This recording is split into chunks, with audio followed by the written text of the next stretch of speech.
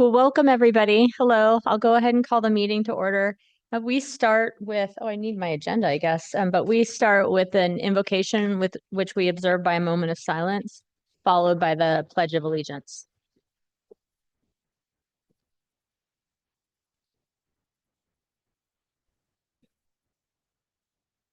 I pledge allegiance to the flag of the United States of America and to the republic for which it stands, one nation, under God, indivisible, with liberty and justice for all.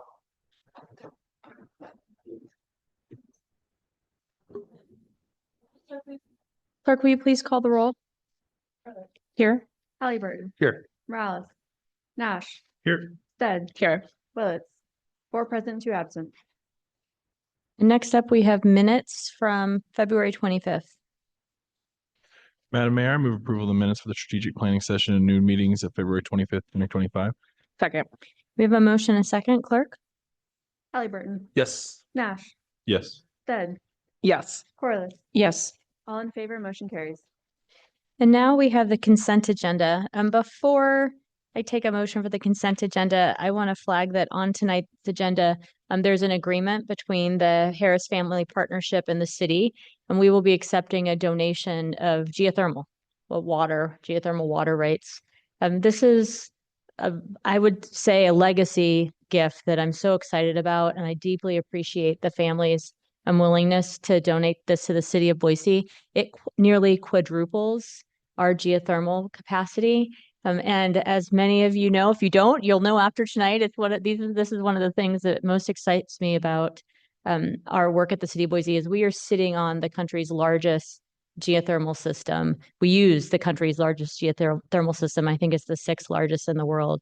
But we have a wait list of 17 plus buildings that would like to be able to tap into the system. Right now, we heat with clean geothermal heat, 89 buildings in our downtown core. And of course, there's the system, a private system out Warm Springs, the VA has one, the state has one. But our system, we've wanted to grow it because it's a great alternative and provides clean heat to our residents. Will save us money in the long run. It's sustainable, reusable, but we don't have enough water to run it and to use it as much as Boiseans would like to be able to. We're working on innovative ways to expand the capacity of that water.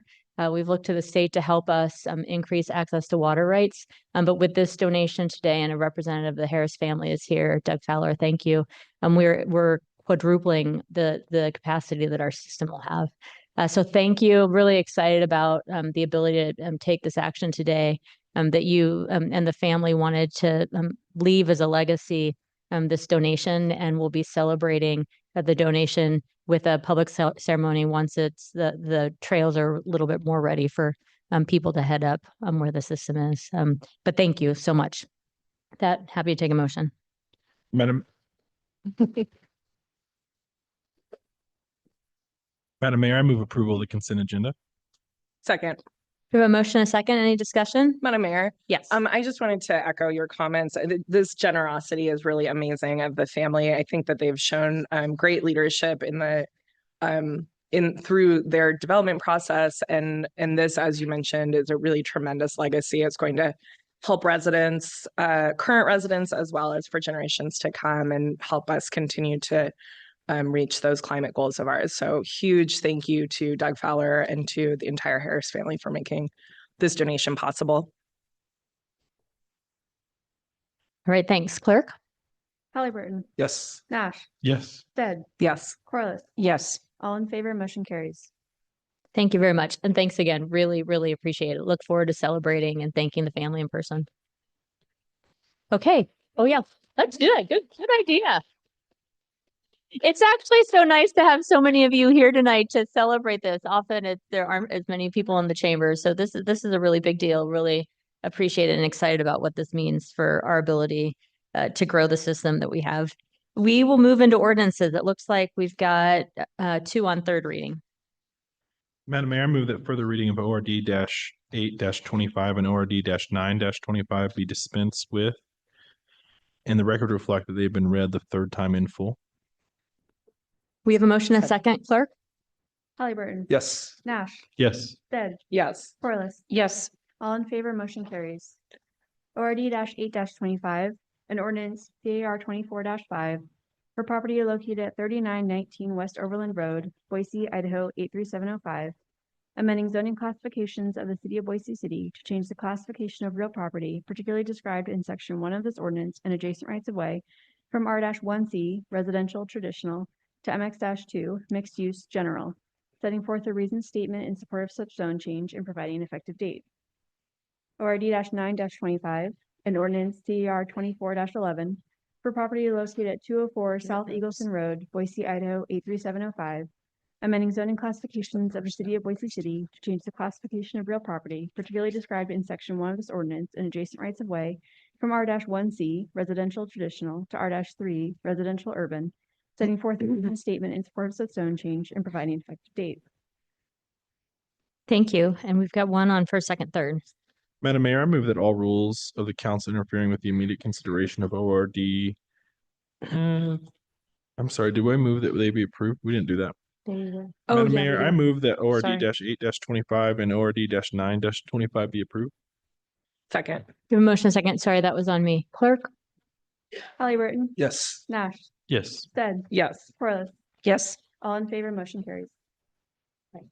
Madam Mayor, I move that all rules of the council interfering with the immediate consideration of ORD -10-25 be suspended, that the portions of Idaho Code 50-902 requiring an ordinance to be read on 3 different days, twice by title and once in full be dispensed with, that the record show it has been read the 3rd time in full. Second. We have a motion and second. Clerk? Halliburton, Yes. Nash, Yes. Stead, Yes. Corliss, Yes. all in favor, motion carries.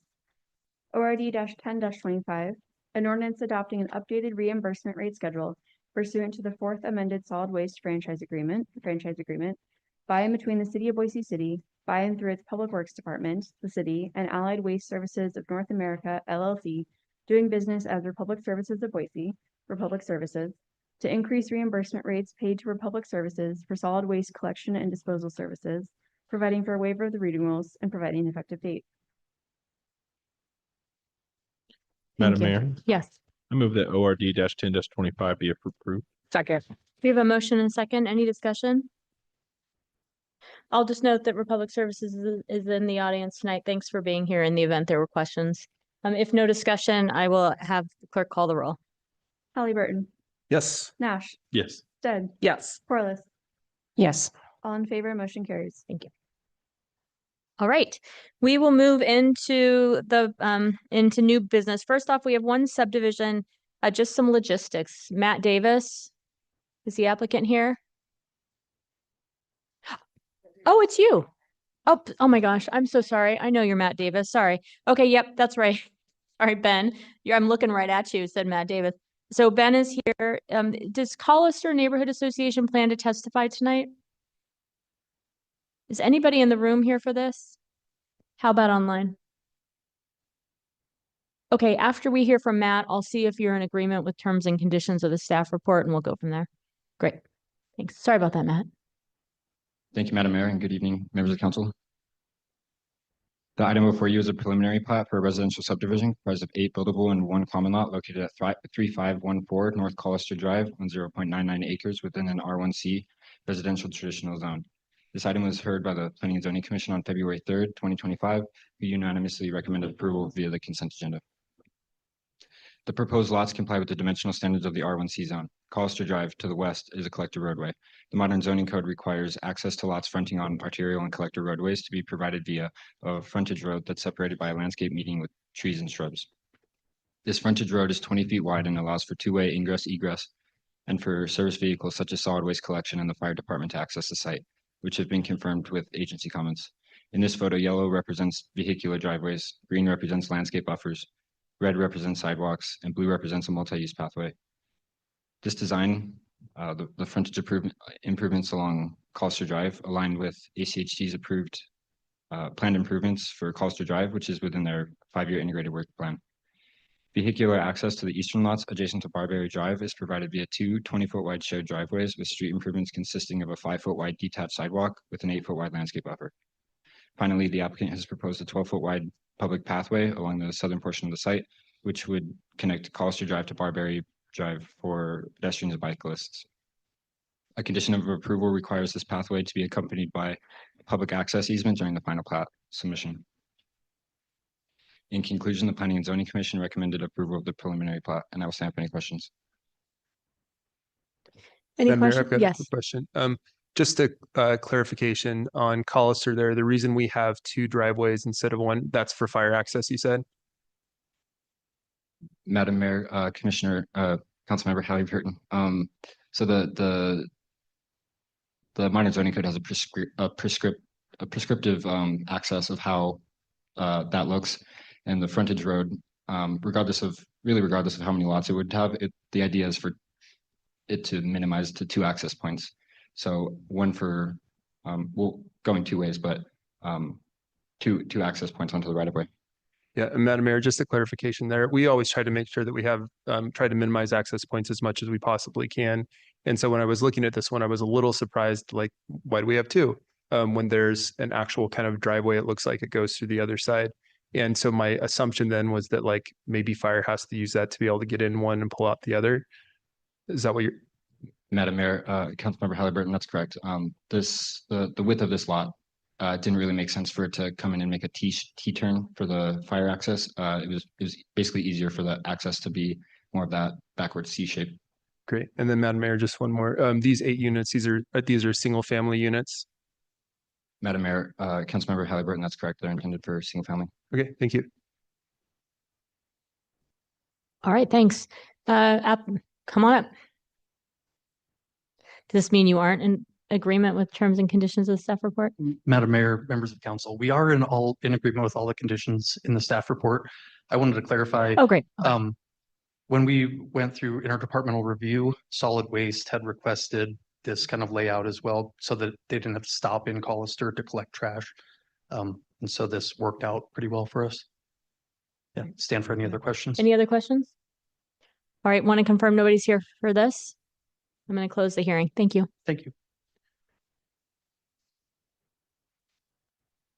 Madam Mayor, I move that SUB 24-45, a preliminary plat for a residential subdivision comprised of 8 buildable and 1 common lot located at 3514 North Collister Drive on approximately 0.99 acres in an R1C residential traditional zone be approved. Second. Motion second. Any discussion? Madam Mayor, I just add that I could approve a Ben Simple design with my eyes closed. And so always great to see these good types of projects, infill projects. Madam Mayor, if I could, just one more comment. This was kind of a odd lot in that it's much bigger than most of the lots that were around it, which I think is why we were able to do both the driveways on Collister, the driveways on Barberry. But also the developer just did a really great job at both incorporating the 10 foot wide multi-use pathway on Collister. That's actually a future plan for ACHD. So this is a pretty proactive plan that like typically would be considered above and beyond of what our typical requirements would be. And then the addition of that 12-foot wide public pathway between Barberry and Collister is just such a great effort to make the community a little bit more connected. With the big lot, I sure would like to have seen a few more units on there that were a little bit smaller, maybe a little bit more affordable. But again, we had one house on here, a really big lot, disconnected, no sidewalks, no pathways. And you were able to come in here and get 8 units and all of those things that I just mentioned. So appreciate the hard work on getting this one done. Thank you, clerk.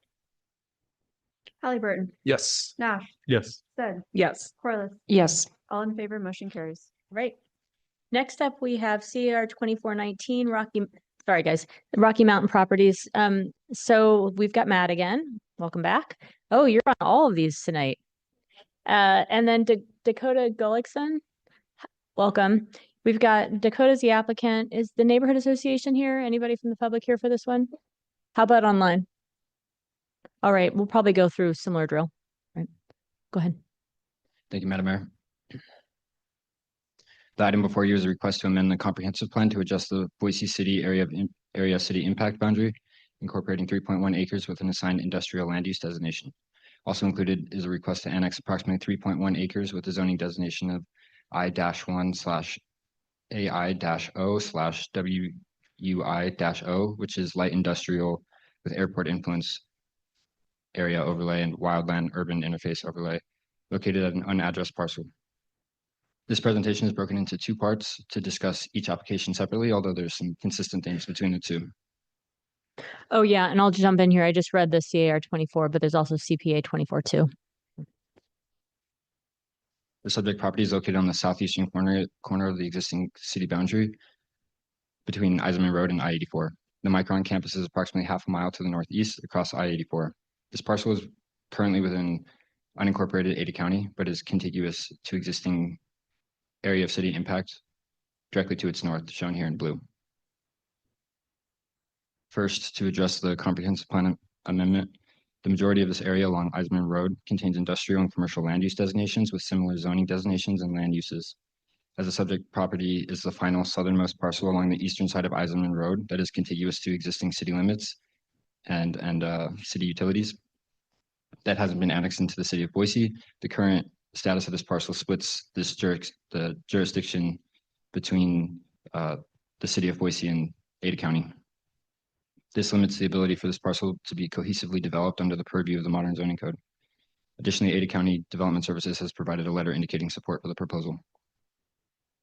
The purpose for including this area within the Boise City AOCI and future land use map with an industrial land use designation is to create a clear distinction of the city's boundary, but also to allow this parcel to be developed with a truck wash facility, which will be reviewed through a design review permit with the city of Boise, and to establish a clear edge of the city's AOCI along the eastern side of Eisenman Road, meaning all parcels on the eastern side of Eisenman Road will be within the city's area of city impact. Further expansion of the area city impact in this area is not anticipated, as the subject property is bounded by I-84 to the east and a relatively steep topography to the west across Eisenman Road, which would be difficult to develop.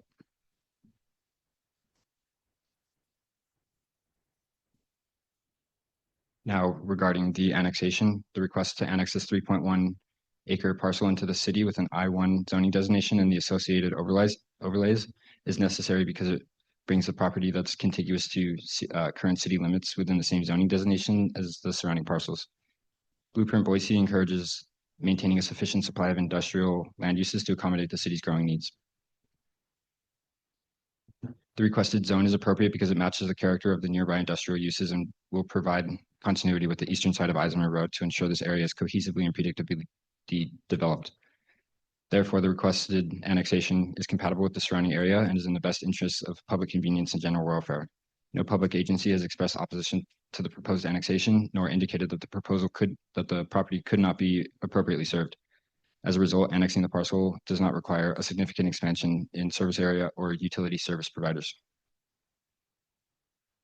The airport influence area and wildland urban interface overlays promote the protection of sensitive land and environmental resources necessary for the delivery of municipal resources, which is why they're being included as overlays onto this rezone or annexation, rather. In conclusion, the Planning and Zoning Commission recommended approval of the amendment to the city's area of impact as well as the annexation, and I will stand for any questions. Madam Mayor. Yes. Matt, could you go back to the airport? Yeah, there you go. Could you address my concern? It's my understanding that the airport sent out a letter back in September to property owners in this part of town showing how boundaries might change in the airport influence area. What I would be concerned about is if we approve this annexation and then we have other entitlements come for us, and in that time that may have changed the airport influence area, those particular developments that were intended for this area would no longer be appropriate uses. So could you help me work that out? Madam Mayor, Councilmember Nash.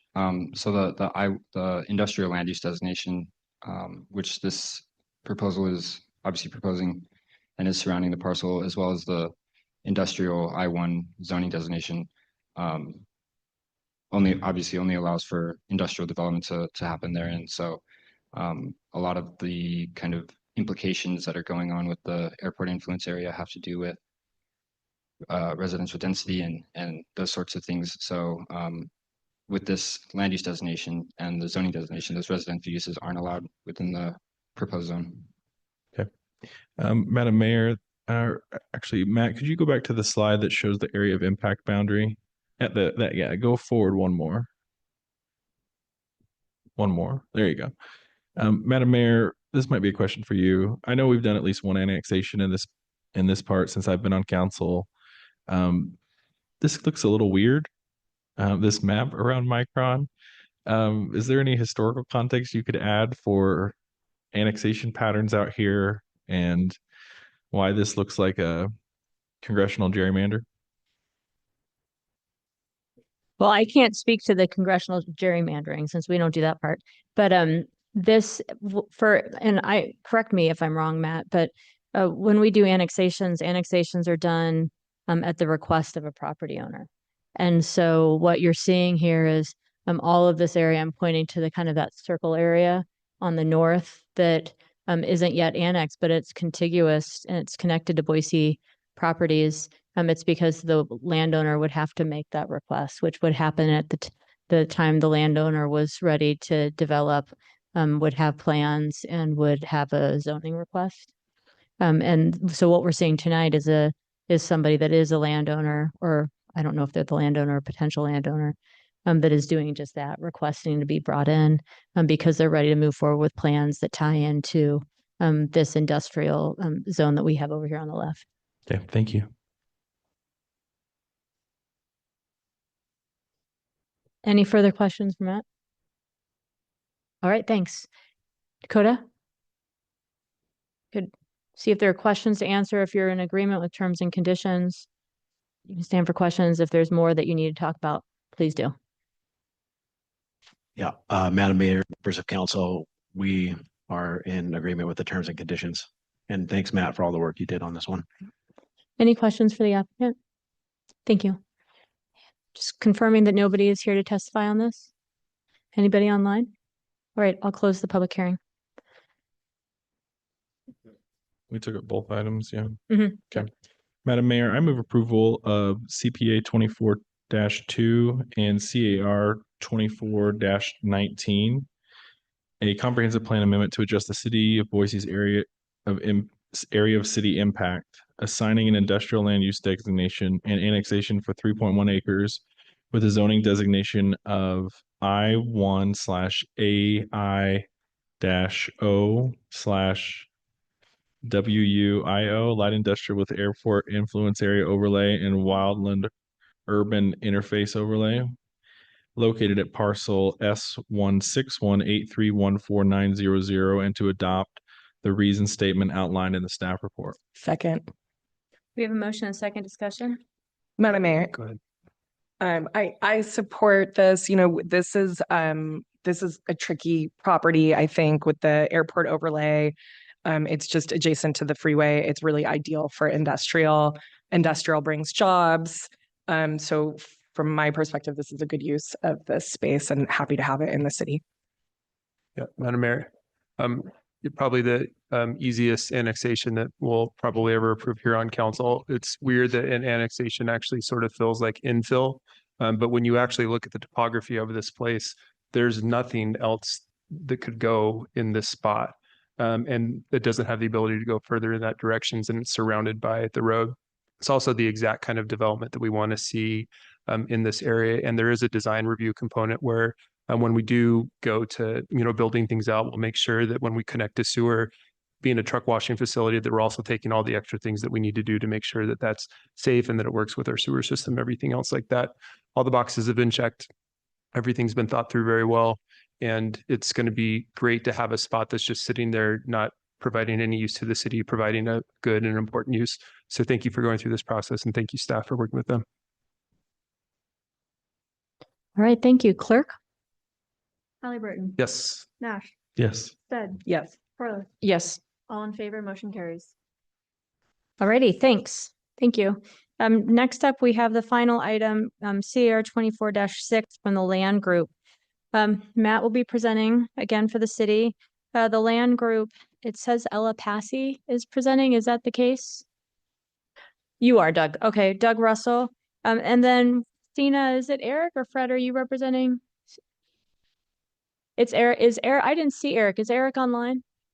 Great. Okay, Eric, when you're up, we'll let you know. The neighborhood association is online. I'm imagining all of you are here for this. Welcome. I have a list. So my plan is, just so everybody knows, we'll break occasionally. I'm going to go through this list first. If I don't call you, you can still testify, but once we get towards the end of this, if you're planning on testifying, you'll hear me ask you again just to kind of come sit up in the front to move things through. And I'll be calling a couple names at once so you know that you're about to be up. And if you're able to, I just ask you to come up here too so we can kind of move through the discussion efficiently. And then for folks that are online, Eric, of course, we'll hear from before we hear from the rest of the public, but I'll go online after that to see if folks are waiting there to testify. Sound good?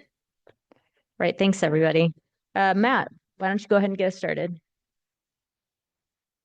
Thank you, Madam Mayor.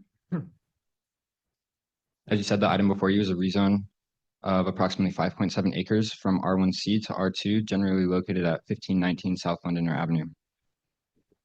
The subject property is located at the southeastern corner of Highland Street and Division Avenue and encompasses 7 parcels that span the entire northern half of the city block.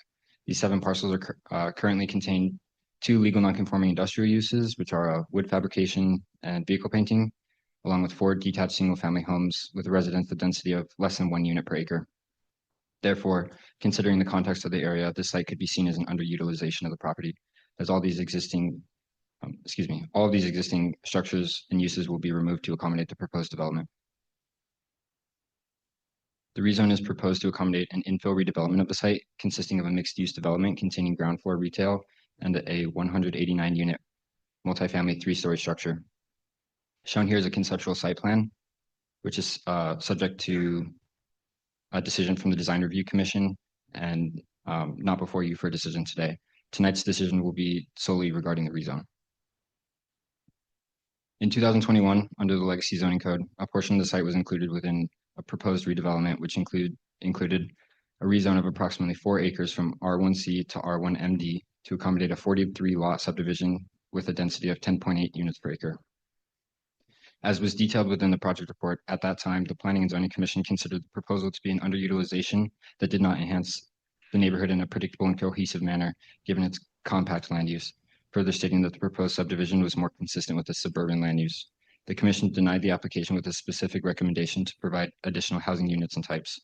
The applicant has taken this direction into consideration with this submittal, as the current proposal includes a 33.2 unit per acre mixed-use multifamily development, which includes the entire northern half of the city block as a more cohesive development.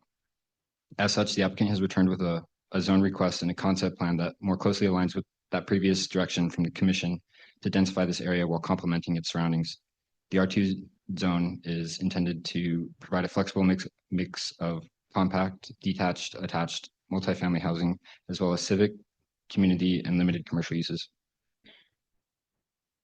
The proposal is compatible with the surrounding area, which is comprised of a mix of residential zoning designations and uses with R1C, R2, and R3 adjacent to the site, containing attached and detached single-family dwellings, as well as multifamily developments with varying densities nearby. Highlighted in orange and green on the right side of the screen, here are nearby properties that have recently been redeveloped with denser infill developments than what they've replaced.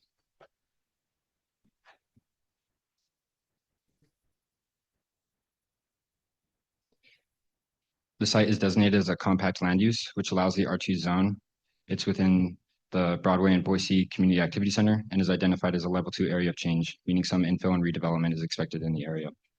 As the existing uses are considered could be considered an underutilization of the property, while being surrounded by a mix of typically higher density residential development and located within a community activity center that has adequate access to alternative modes of transportation. This location is appropriate for densification through mixed-use infill development. With regard to alternative modes of transportation in the area, it's adjacent to 2 collector roadways with bikeways, being Highland Street and Division Avenue, and within half a mile of 3 arterial roadways that contain bikeways and/or bus routes, these being Broadway Avenue, Boise Avenue, and Park Center Boulevard. Additionally, Londoner Avenue is within the city's Pathways Master Plan and may be improved with sharrows in the future. Underutilized properties near major travel corridors and within community activity centers are priority areas to direct infill development, as doing so establishes a coordinated, sustainable, and predictable development pattern by allowing future residents to meet daily needs without a heavy reliance on single occupancy vehicles. Public comments were received during the review as described within the project report, council memo, and late correspondence. In terms of the environmental concerns, this project will go through necessary permitting with local, state, and federal permitting procedures.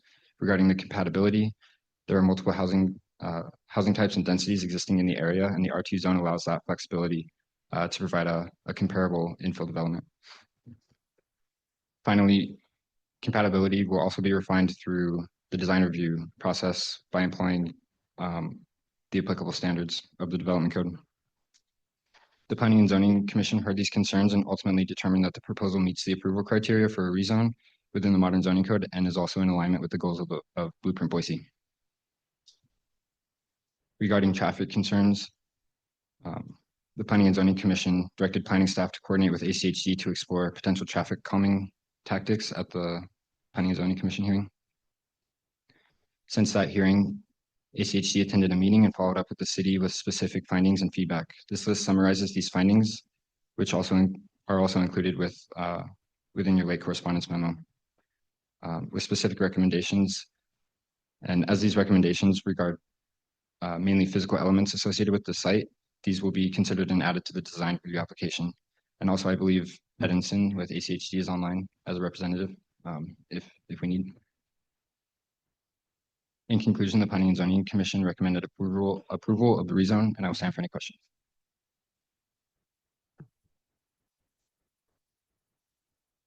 Yes. Madam Mayor, thank you. Can you go back to the ACHD slide? And I realize that we have someone from ACHD online as well. In the Planning and Zoning meeting, there was a lot of discussion about some bulb outs. There was some discussions about a future bike lane. I'm wondering after the ACHD meeting if they've mentioned anything about a future bike lane or if ACHD wanted to chime in on that.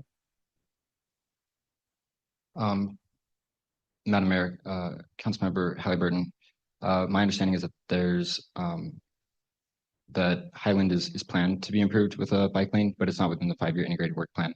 Edinson may have a little bit more information on that than I do. Great. And yeah, if they could prepare to just jump in and comment as well. I think the conversation in planning and zoning then was we're reluctant to require bulb outs because if we put those in, they would just potentially have to be torn out if there was a future bike lane. When I read through the transcript, am I understanding that conversation correctly? Madam Mayor, Councilmember Halliburton, that's accurate, yes. Basically, there was the kind of conflicting standards between whether the bike lane should intersect with the location of where the bulb outs were proposed. Great. And Madam Mayor, if ACHD wouldn't mind just chiming in while we have them. Yeah. Madam Mayor, Council Member, this is Edison Bautista. For the record, 3775 Adams Street, Adams Street, Garden City. So in regards to the Madam Mayor, Council Member, in regards to the question about bike lanes and the future bike lanes, at this moment, this section of Highlands is identified as part of our roadways to bikeway master plan and as a project identified as part of the southeast neighborhood, southeast Boise neighborhood plan for a future bicycle project. So at this moment, we haven't identified a specific treatment. We would certainly, as the project moves forward, we will evaluate based on the livable street performance measures and the city's vision of this corridor. We will evaluate what treatment is more adequate for this location.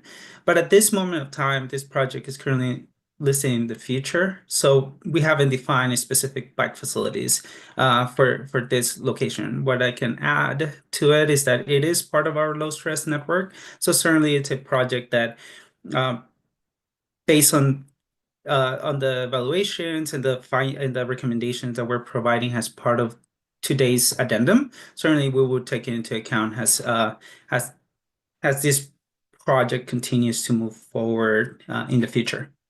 Great. Thank you so much. I appreciate that explanation. We had a great presentation earlier today. ACHD was here as well, talking about our 5-year integrated work plan. And one of the things that is mentioned is that sometimes when there is development, we do see some of these projects being able to be elevated further. And so if this was something that ended up getting approved, it's probably something that both the neighborhood, ACHD, and council should keep their eye on as far as a future need. So thank you. And then Madam Mayor, just one more question. Sure.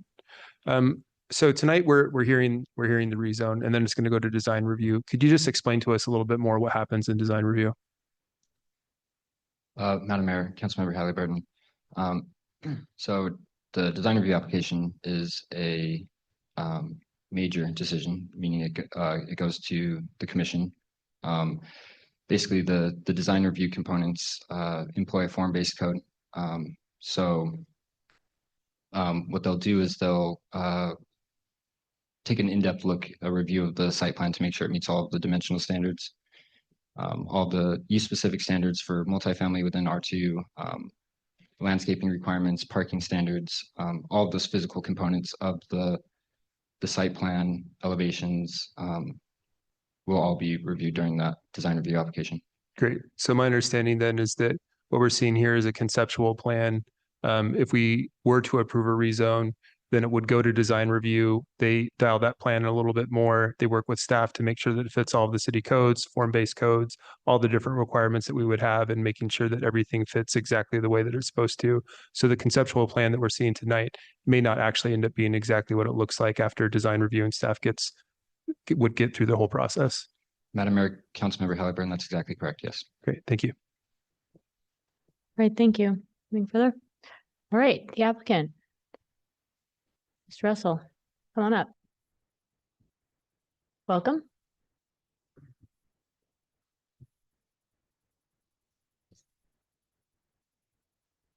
Madam Mayor, members of the council, my name is Doug Russell. I'm with the Land Group. We're located at 462 East Shore Drive in Eagle. And just for simplicity and clarity, I have pre-recorded my presentation this evening, and then I'll stand for questions, and your staff, I believe, has it there ready to go. Good evening, Madam Mayor, members of the council. I'm excited to be here tonight to talk to you about the Highland Street multifamily project known as Rezone Application CAR 24-06. I want to start giving you a little bit of project history. In 2021, my client assembled this group of properties for the purpose of a single-family home development. The site consisted of 4.01 acres, and we proposed 43 single-family units for a max density. Madam Mayor, can we pause and see if we can get the volume just a little bit louder? Units per acre. Yeah, let's turn it all the way up.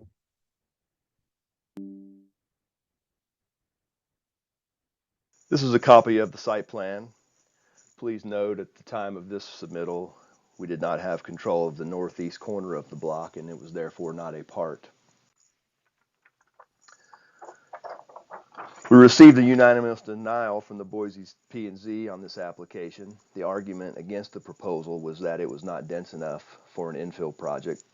So my client went back to work. He acquired the highlighted property shown on this slide, and he had us begin on a design on an application that we have before you today.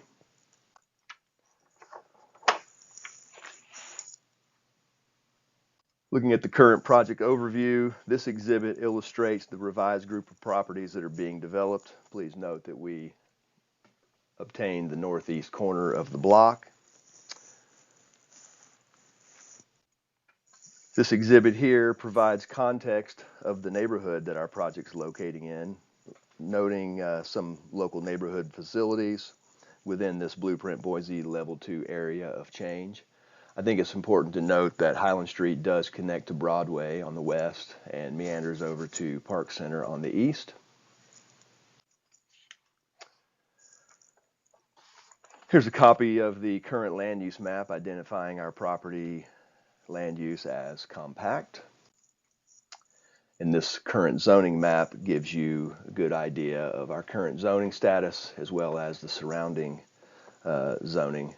Please note the compatible R2 zoning to the west and the east, as well as the R3 to our north.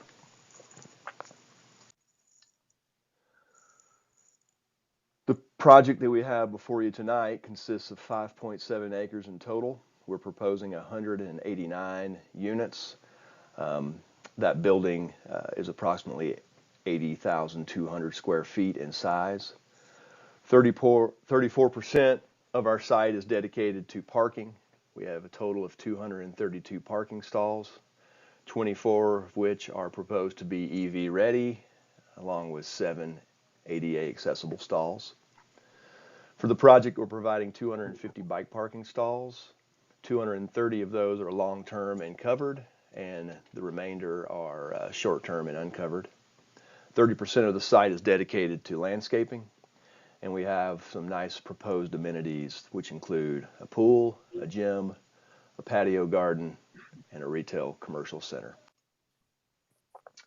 Here's a rendered copy of our current site plan. I think it's most important to note the pool amenity, the garden patio amenity, the urban flats along the southern boundary on the west, our dog park, and our proposed street frontage improvements. I would also like to note that our trash is proposed to be dealt with in the southeast corner of the building internally. This exhibit gives you an idea of the architectural styles that we're proposing for the project. You can see that our buildings have good modulation included, along with a variety of materials. We have a strong street frontage for pedestrians and for the buildings themselves, and the top of the building will include a parapet roof that will be used for mechanical screening. In our communities meetings, we heard a lot from our neighbors. Mostly we heard about fencing, we heard about the irrigation canal, we heard about adjacent buffers, we heard some concerns about building height along the southern boundary and along Highland Street, but by far the neighborhood's biggest concern seems to be traffic. Traffic calming has been a big discussion as we've been navigating our way through this process. You can see in this exhibit here that ACHD had asked us to consider bulb outs along the corners of Highland and Division and Highland and Londoner. However, after further discussion with the city and with us, they had concerns that these bulb outs would be in conflict with bike lanes that might be implemented in the future along Highland Street. Either way, we know that traffic calming is warranted on this project, and we're still waiting for the city of Boise and ACHD to agree upon the best and most adequate form of traffic calming. And at this time, we're in some talks with ACHD about the possibility of putting up some money in the form of a bond or cash to be held until such time that ACHD and the city determine the exact traffic calming amenities to be implemented along our property frontage.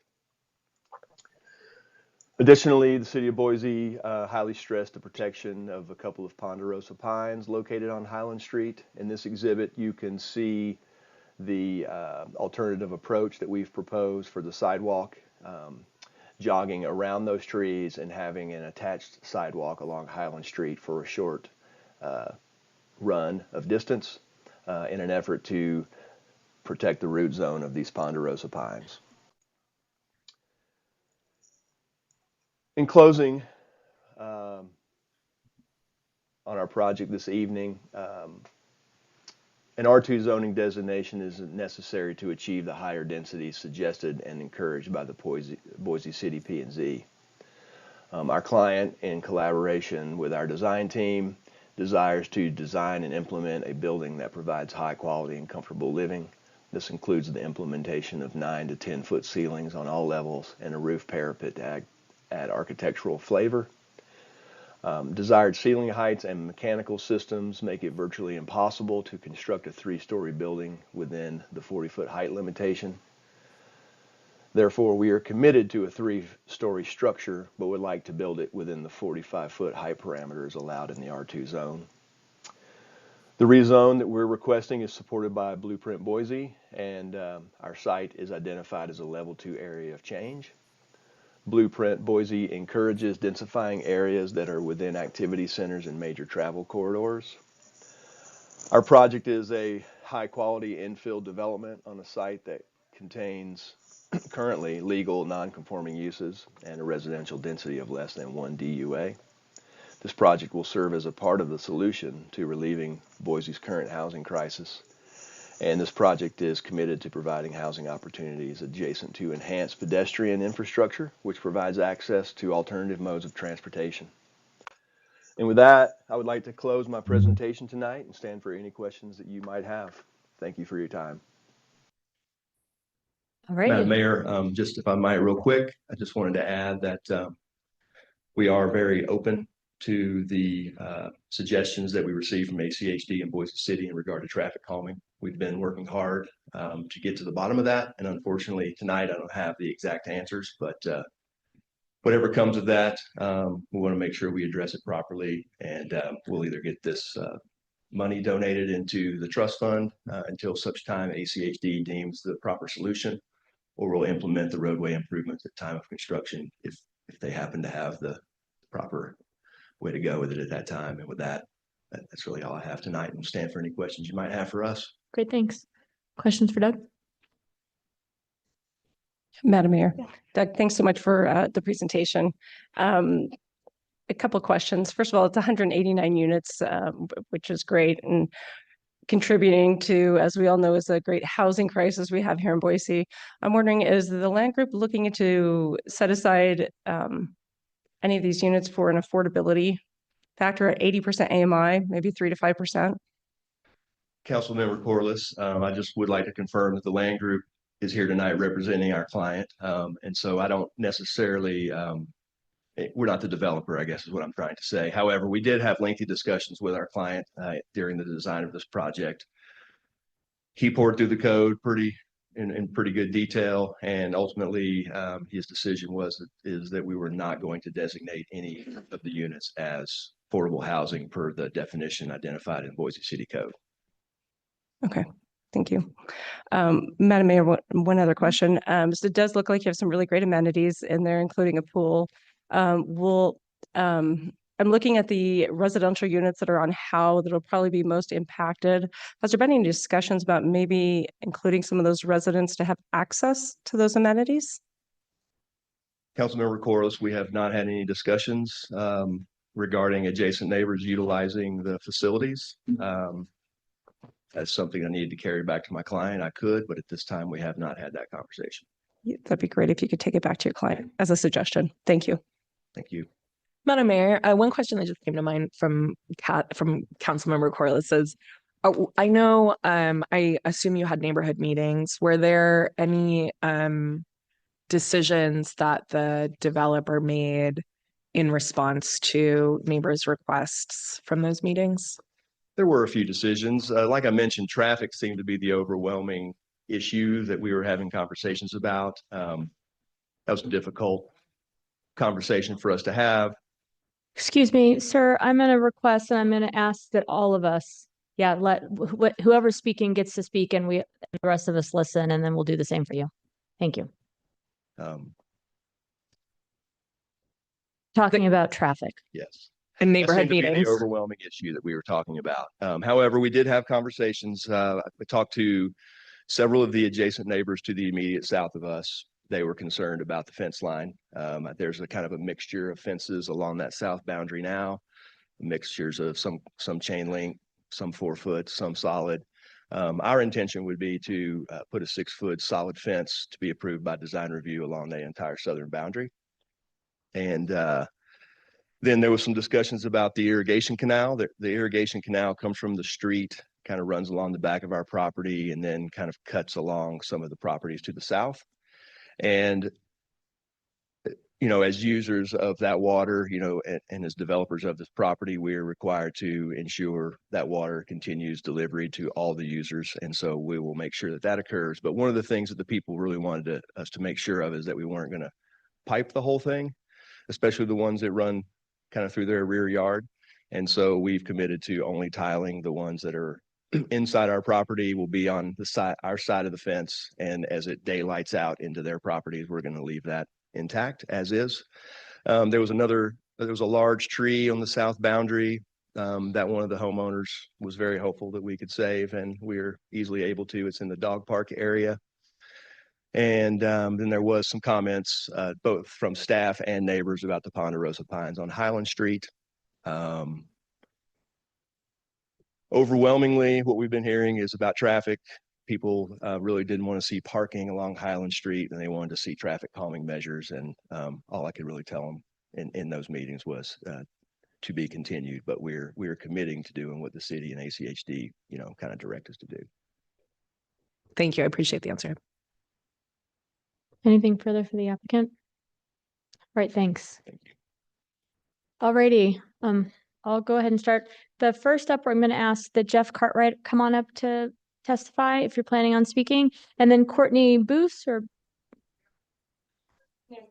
Oh, thank you. Goodness. Yep. I'm sorry, Eric, and you popped up on the screen just as a member of the public asked if we were going to have you speak first. Welcome. Sorry you're not here, but I'm glad you were able to buzz in. Go right ahead.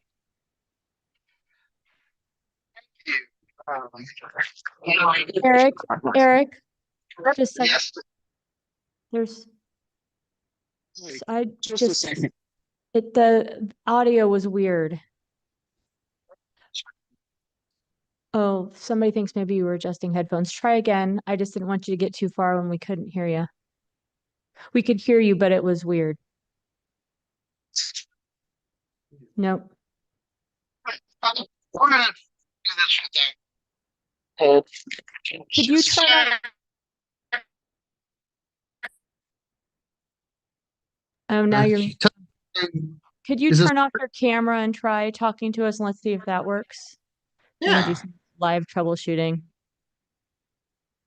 that better? Yes. Excellent.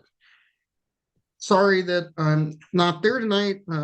Chasing around a 2-year-old at the same time as testifying would be a little bit of a challenge. Madam Mayor. Makes it so much more fun. That's true. Well, soon.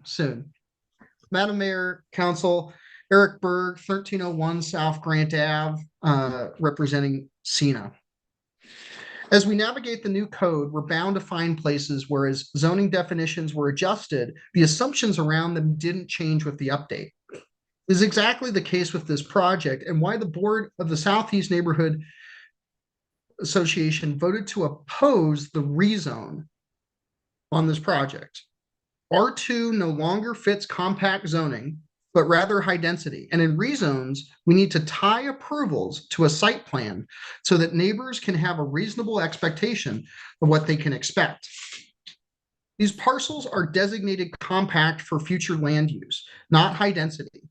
We've seen some recent R2 projects approved at 93 dwelling units per acre, which is more than twice the formal R3 limit of 43.5 units per acre. This is at 33. The comprehensive plan did not envision an R2 zone with unlimited density, which we now have. And thus to consider R2 as compact zoning is incorrect. Unlimited zoning by definition, or unlimited density by definition, has to be considered as its highest use, which is high density. At the planning and zoning meeting, staff responded to this, that the different limits in the form-based code can rectify this by pointing out parking restrictions, height limits, setbacks, etc. While there are form restrictions we have to look at, whether they are binding or not. In other words, do they actually make a tangible limit to density, to limit density to a level consistent with the compact designation? The fact is that we've seen a project in R2 approved at over twice the density limit of legacy R3, almost 3 times the density that this has been proposed for. And R3 was always considered high density and not compact. The comprehensive plan looked at legacy R3 and said this was not a compact use, but a high density use. And if R2 can be used at twice the density of legacy R3, how is it not high density? The answer is clear. R2 has to be seen as a high density use unless there are parameters put around it, as the zone has changed from 14 units per acre to unlimited. And the largest we've so far seen is 90 plus units per acre. Staff brought up that R2 was previously deemed appropriate under the comprehensive plan in a compact area. But the fact is that legacy R2 versus what is allowed now are not comparable and is obviously incorrect. Given the other decisions made in Blueprint Boise, the compact use was never meant for what we know as R2 now. There is no high density zoning south of Highland. The high density zoning is all north of Highland. And this parcel would be surrounded by compact, not high density use. I do want to note that the proposed use is less intensive than what it could be under R2. This was not lost on the board, and there is much discussion on what to like about the proposed design. Predicament we have, however, is that because a rezone is not tied to a site plan, a neighbor could reasonably look at the site plan and scale the building, find it acceptable to their expectations, and therefore be perhaps supportive of the rezone. But with nothing tying the rezone to a project, there's a possibility that the actual development could be much different. We ask that you make a condition of approval that the proposed size, scale, and site plan be adhered to, or at least substantially such, for the approved project, or require any different proposals to go to planning and zoning for a public meeting. At planning and zoning, staff articulated that a development agreement isn't necessary, as that was something that we used in the old code to patch up the deficits of the old code. It was also articulated that planning staff didn't see the need for development agreements with the modern code because of things such as neighborhood transitions, setbacks, etc. Through form and design mitigates any of the issues that a development agreement would traditionally solve. Now, I want to be clear, this may be perfectly valid in the case of a pre-existing zone, but we're dealing with a rezone in this project. The argument that we know that an R2 zone is appropriate because we rezoned it R2 is circular logic. Effectively, staff is claiming that any allowable use in R2 should be allowed here because it was rezoned to such, and that any and all uses of R2 would be looked at as equally appropriate. But that makes no sense in the context of a rezone.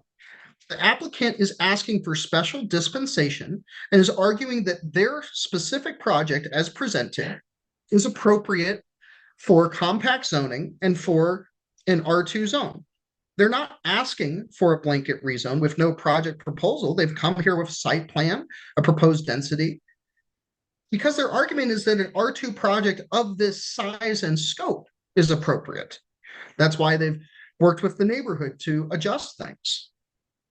The neighbors and the city are not being asked to write the applicant a blanket approval for any R2 project. They're being asked specifically to give the approval for this R2 project.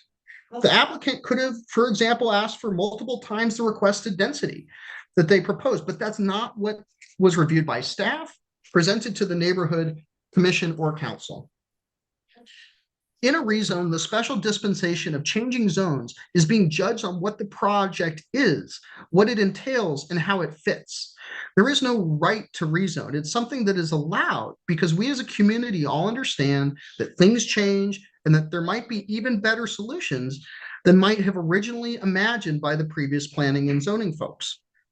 The agreement, however, is that the applicant gets a rezone on the condition that is appropriate, and we know it to be appropriate by its form and design. That's why said rezone needs to be tied to the project or a substantially similar site plan. You're all judging this tonight on the elevation, site plans, parking, mobility plans, etc., that have been put before us. And we need to tie it and to what your judgment is on that, onto the rezone that's being presented. The staff said you're only approving a rezone, but that can't be the case when you're required to submit a conceptual plan. And we're being asked to judge that. And the applicant is selling this development and the rezone to the council on the basis of what they have submitted as a conceptual plan. The reason this is so important is because of how the new zoning code works. If you were to grant the rezone without tying it to a development agreement, then the applicant gets free range to revise the project to something that could be entirely incompatible. For example, if for whatever reason the applicant decided to take cues from another approved R2 project, they could triple the density of the project. We know it can be done. We've seen it happen. With the rezone approval, they could then develop that project by rights without ever having to go to planning and zoning or city council. Neighbor may ask, wait, this isn't what they proposed. This wasn't the site plan I saw. And while the first proposal I may have been okay with, this does not fit a compact area and is inappropriate for the parcel. The neighbor would be put in a position there where now they have the burden of appealing, paying for the appeal, and now having to find a fault or an arbitrary and capricious mistake in the original application. That's obviously a situation we must do what we can to avoid, because in that situation, even a neighbor that might have supported the original proposed project has had the agreement of the rezone broken by the applicant. They would not be getting what they agreed to or what was heard and what may be seen as appropriate. The person may have even supported the new code, but would justifiably feel like they were sold the wrong bill of goods, and it would erode their trust in others in the process. The new zoning code was meant for more flexibility, but it was not meant to allow for ways to pull the rug from under people who had made realistic expectations based on what was being proposed and approved. Design review doesn't alleviate this issue. Design review would be able to decide whether it met the zoning, but they would not have the power to decide whether it was appropriate in the area, which is what you are all being asked tonight by the site plan. We know that combining our experience with the old code and the new code is going to be a tricky balance. However, it's vital that the code gives neighbors a realistic expectation of what they can anticipate. We believe that by noting that R2 is a high density use and tying rezones to projects, this can prevent incongruent expectations of development. Thank you, and I'm open for questions. Thanks, Eric. I think you've got a couple. I have a question for staff, so I'd Oh, defer to. Just a second. Any for Eric first? Madam Mayor, I've got a question for Eric. Yep, go ahead. Eric, thanks so much for chiming in tonight. And we were able to hear you pretty well once you turned off the camera. So thank you for doing that. You've called into city council a bunch of different times, and I can't remember if you've been on any of these applications, but we've had times in the past when a rezone has come to us and we've required somebody to do a conceptual drawing. And sometimes they'll come to us with something that they drew on the back of a napkin or drew like in a notebook. You know, it's not a conceptual plan like we saw tonight. And we've approved those rezones because we know that by the time that they go through planning with staff or through design review, that they're actually going to turn that like pretty rudimentary drawing into something that meets all the different obligations of the code. Do you remember, have you been on any calls where we've done something similar to that? Yes, Councilmember or Madam Mayor, Councilmember Halliburton. Yes, I've been there. What is a little different about this situation is that in the old code, things above a certain density automatically got reviewed as a CUP. And so if someone were to propose something that was less dense than the requirement for a CUP, got a rezone, and then decided that they wanted to go more dense than the requirement for a conditional use permit, they would then have to go back to planning and zoning. And so what we're saying is that, you know, when the code changed, that's how that step was lost, which makes sense for stuff that is already, you know, has the ability to develop by right, but doesn't make sense for places where you have a rezone. Great. I appreciate your comment there. You're going to be around for a comment later. If I have another one, I'll follow up with you on that. Thank you, Madam Mayor. Yes. Yep. One more, Eric. Hi, Eric. This is Councilmember Corliss. Thank you so much for your comments tonight. I just want to make a clarification from my understanding. Is part of the concern that if this was approved as the rezone, that later on the developer could drastically then change the design because the density is not capped to allow for more units or a significant change from what the concept was originally?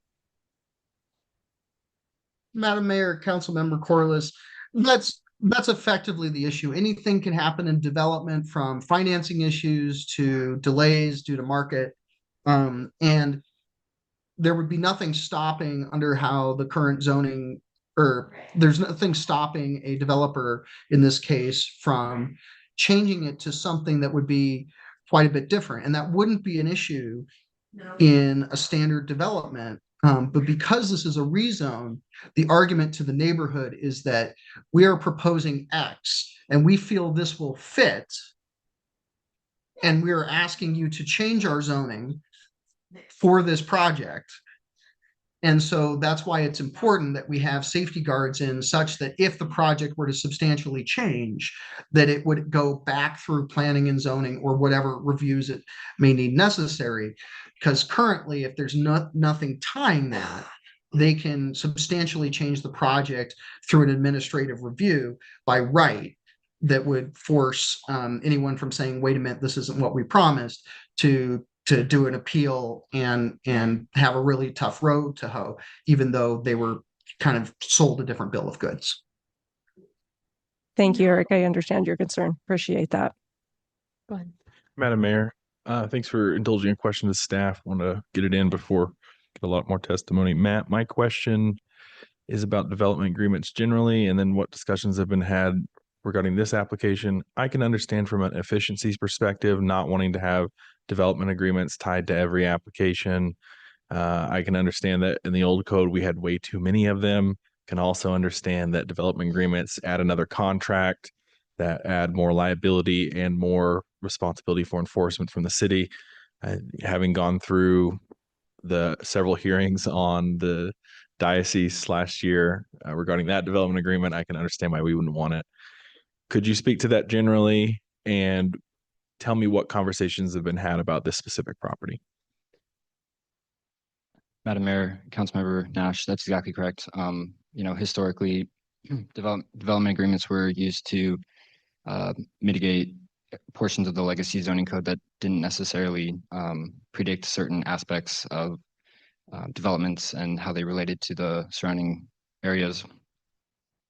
That being said, with the recently approved modern zoning code, the essence, I guess, of the zones really changed in that there's a lot of public input into how each zone can appropriately serve different areas of the city. So basically, the way that zones are implemented into the modern zoning code tried to mitigate as many of those areas where the city staff was seeing historically where development agreements were patching these holes. So from a high level, the modern zoning code employs zones that match the surrounding neighborhoods and then also integrate well within to each other. So that's the intent of the goal, or the intent of the modern zoning code. Specifically to this application, a development agreement was not deemed as necessary because of the use-specific standards that come with multifamily, along with all of the R2 components. Things like street improvements, landscaping requirements, those parking regulations, all of the parameters of a form-based code are tied to zones and then also tied to certain land use types. So the combination of those will fully mitigate the concerns that are raised or have been historically raised with this type of proposal. Madam Mayor, for a follow-up, Matt, I think the concern here is density, like an unlimited density. So you talked about these form-based standards, but is that mitigated by what you've described? Because you described a lot of different standards, but I didn't hear like a density restriction, because it seems like that's the concern of the neighborhood association. Madam Mayor, Councilmember Nash, combining these parameters, open space requirements, parking requirements, height and setbacks, the dimensional standards as well. These all limit the feasibility of how many units can realistically be fit onto a lot. So although the zone allows for an unlimited density, the incorporation of all these site features that's required through the zone or the use specific standards for multifamily developments will limit the density. That's the intent of the form-based code. Thank you.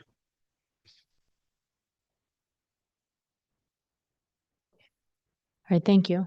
Anything further? Eric, thanks for joining us tonight. Have a good evening. Thanks. All right, now come back to the public. We're going to start with Jeff Cartwright and then Courtney DeBoos at the same address, and then Guy Falconer up after, and then Laura Galliote. Welcome. Thank you, Madam Mayor. I have a question before I begin my testimony. Several members of the community of the immediate neighborhood have asked if I could possibly give like an introduction of the important features that represent all the members of the community. I'm sorry, no. Okay. Yeah. I had to ask. If I said yes to you, I'd be saying yes every night. That's why we have these guidelines. Fair enough. But good try and good idea to ask. Fair enough. And the answer is always no unless you ask, right? Right. That's what I like to say. We have slides. I put it some slides. Okay, they're up. Madam Mayor, council members, my name is Jeff Cartwright. I live at 210 West Howell Court in Boise. I'm here tonight to encourage you to deny the application and support an idea of redevelopment under the current zone, not new zone. The foundation of the staff's recommendation for approval is that the project is within a community activities, therefore right for mixed-use infill development. The report states, staff report states, the zone is in the best interest of the public since it allows for a mixed-use infill redevelopment of the site, which is within the community activity center. The idea that is within the activity center is simply not true, and all the rationale and reports falls apart because of it is not true. The activity center almanac informs the plan's decisions to designate activity centers. Almanac and the plan both state that the community activity centers are intended to meet the needs of a group of neighborhoods or the entire community. In this case, the Boise Avenue and Broadway Avenue Activity Center is in the interest that meets the needs of a group of neighborhoods. The Almanac provides data points within a half-mile radius of the best measures of the activity centers for 3 data points: land use, demographic, and transportation, which is then used to determine whether an activity center is needed or not. Okay, next slide, please. So this is a quick snapshot of the neighborhood. I know you guys have seen this before, so I'm not going to dwell on it. But look at all the different types of neighborhoods and zonings within the half-mile radius. And the circle is to scale. It is a half-mile radius. And you can see the subject property in the upper right-hand corner at the edge of that half mile. Next slide, please. So the report makes it sound like the entire half-mile radius is open to mixed-use infill redevelopment. The entire radius contains a total of 502.65 acres. I don't expect that we would see all 502 acres become maximum use, high density, mixed use neighborhood. In fact, page 3-9 of the plan states the size of a community activity center is between 20 and 40 acres. Just for reference, that red square you see on your screen is approximately 28 acres. So I tried to meet it halfway in the middle between 20 and 40. Well, didn't quite get there. So, but it's about 28 acres to give you a sense of size and scale of what an activity center should actually be, not the entirety of the whole half-mile circle. This is supported by decisions in the plan. The Southeast Boise neighborhood decision states that explore opportunities to develop the intersection of Boise and Broadway Avenue as a mixed-use community center, not the entire area. The 20 to 40 acre activity center supports the neighborhoods around the center. The neighborhoods are not supposed to change character to become the activity center itself. Next slide, please. The report also designates Broadway Avenue. And you're at time. You can give one final sentence, not a run-on sentence. Nope. To wrap your. A quick look at the future land use map in the zoning code quickly shows you the designated activity center in the R1C special. Please don't let a major mistake from staff, a mistake that they made in the report, influence you to make a bad decision today. Thank you. Thank you, Jeff. Oh, you know what, everybody? Yeah, so yeah, Jeff just said he didn't realize the clock was up there, so it will be up there as you're speaking, and I'm gonna ask folks to refrain from clapping. We'll go through testimony and continue having the discussion. Unless you, that's right, unless you donate a whole bunch of geothermal, then we can clap. Thanks, Colin, for that. Courtney, welcome, and then Guy, Laura Gagliotti, and then Harry Smith. And I had two slides. Okay, you can just bring the first one up and then I'll tell you which one to switch to. Madam Mayor, Commissioners, my name's Courtney Bussey, 210 West Howe Court. I'm asking you to please deny the rezoning request and keep the current R1C zoning. One of Blueprint Boise's 7 key principles is a predictable development pattern. A key factor influencing a predictable pattern are zoning regulations. The zoning code is barely a year old, yet you are considering a change that would drastically alter the characteristics of the surrounding neighborhood without even allowing time to analyze the need for a change in the code. In fact, pay it forward, the developer submitted their initial application on January 18th, 2024, only 49 days after the new zoning code went into effect. It should have been denied then simply because it was not in conformance with the brand new code. This type of developer-driven zoning change provides no predictability because it is focused solely on maximizing profits and not on the best interests of the public convenience and general welfare as stated in the staff report. Blueprint Boise used a holistic method based on the input of Boise citizens and from the planning efforts of the Boise City professionals, and the current zoning is appropriate because of this. This type of careful planning is what your decisions should be based on, not upon the desires, conveniences, and profit margins of the developer. Next slide, please. The developer stated at the zoning meeting that they need to change the zoning code to R2 because they need an additional 5 feet to provide architectural flavor just to make it look pretty. They also said they are planning to have extra tall ceilings, which could easily be shortened a foot or two to get to the 40-foot maximum height allowed in R1C. However, if you look at the slide, it is clear the real reason the developer wants to change the zoning to R2 is to avoid the requirements of providing affordable housing. Triplexes, fourplexes, and multiple family units are approved in R1C, but with the requirements of affordability or sustainability and with height and density limitations. According to the comprehensive plan, at the proposed 33 units per acre, they would increase the density by more than twice as much what is allowed in a compact neighborhood, which is 15 units per acre maximum. Again, this is purely driven by their motive to make a larger profit. It doesn't matter to them that our neighborhood will be negatively affected. Money is the only motivating factor important to the Texas developers.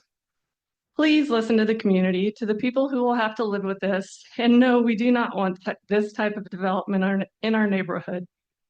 Please listen to the city planners who designated this area as R1C and approve a development that would provide multiple sizes and styles of homes, not just rental apartments, keep with the character of the existing neighborhood, and provide more opportunities for home ownership. Courtney, you're at time. Okay. In other words, I have one more. If it ain't broke, don't fix it. Okay. Thank you. Thank you. Guy Falconer, then Laura, and then Harry Smith and Doug Townsend. Welcome, Guy. Good evening. Could I have those slides up, Matt? Just one right now. I just want to let you know there is a clicker up there so you can control it yourself. Oh, is it there? I didn't realize that, or I would have said it sooner. Oh, yeah, I saw a click over there. Please, everybody. Yes, we do have a clicker out here for folks to do their own slides. See which way it goes. That there. Okay, it doesn't look like it wants to. There you go. Okay. All right. Okay. All right. And I'm going to get that out of my face. Here we go. Good evening. My name is Guy Falconer. Address is 315 West Howe Street. My family and I live on the south side of West House Street. And we'll be looking at the north, looking to the north at the backside of this building. I want to address the issue of privacy that has plagued this project from the onset.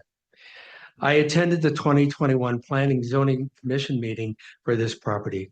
While not explicitly stated, there was a concern on the commissioner's part about the way the project was designed. Front doors facing backyards, privacy intrusions implied. Commissioner Squires stated, "I have serious concerns about this design. 27 out of the 43 units front backyards. I think this is a huge issue. It adversely affects those neighborhoods."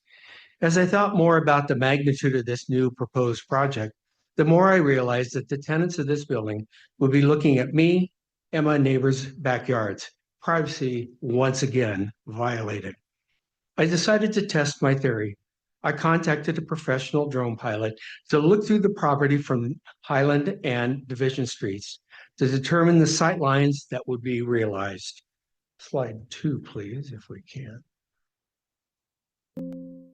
There it is. Okay. The drone is at an altitude equivalent to the top floor of the project. While this is not revealing enough regarding my suspicions of sightlines, it is not completely accurate. I instructed the drone pilot to only shoot pictures from the streets of Highland and Division, respecting the owner's property rights. What you see here is from the front and the sides of the proposed building, not the back of the building where the sightlines would be more magnified and more intense. Please note the orientation of the pictures on the following slides. Slide 3. This is from Highland looking south into the Howe backyards. Moving along the 924 feet of building frontage along Highland, slide 4 reflects the same thing. This is from Division looking southeast into the Howe Street backyards. Again, all from the perspective of the top floor. I did some quick mental math and determined that if there were 200 units proposed, approximately 100 of those units would be facing south. If 2 people live in those 100 units, that would be at least 400 eyes peering into our private backyards and front windows. I ask, how would you feel having that many eyes looking into your private property? With a rezone and redesign, this privacy issue that was once implied is now a reality. Why has this owner completely ignored the 2021 commissioner's comments and exacerbated the issue of privacy with this redesign project? All right, we're at time. Okay, can I Thank have you. one more sentence? One more sentence. Oh, that's it. Council, I asked you to deny this redesign project, respecting your constituents' existing properties. Thank you for your time.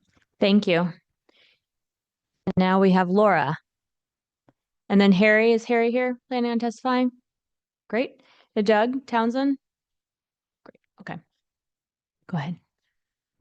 Thank you for this opportunity. My name is Laura Galliotti and I live at 544 West Highland. I'm here today to oppose the proposed rezoning and I'm asking you to deny the application. At the January 13 Planning and Zoning hearing for this proposal, Chairman Bob Schaefer recused himself because he's a partner with the land group. For many of us, this was the first time we learned about this relationship.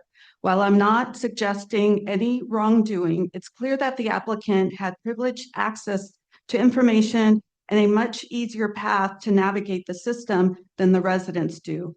Maybe that's why he's asking for a rezone to R2 with unlimited density. I don't know, I think so. Additionally, another commissioner, Jennifer Moore, disclosed that she owns properties near the property site, but did not recuse herself. Her self-certification of non-recusal went unchallenged by the other commissioners. Given this, I respectfully ask the City Council to approach this decision with caution and thorough oversight. Our community is relying on a fair and unbiased judgment. If this zoning is approved, it will set a troubling precedent for future rezoning requests and shift the character of our neighborhood in a favored of a profit-driven development.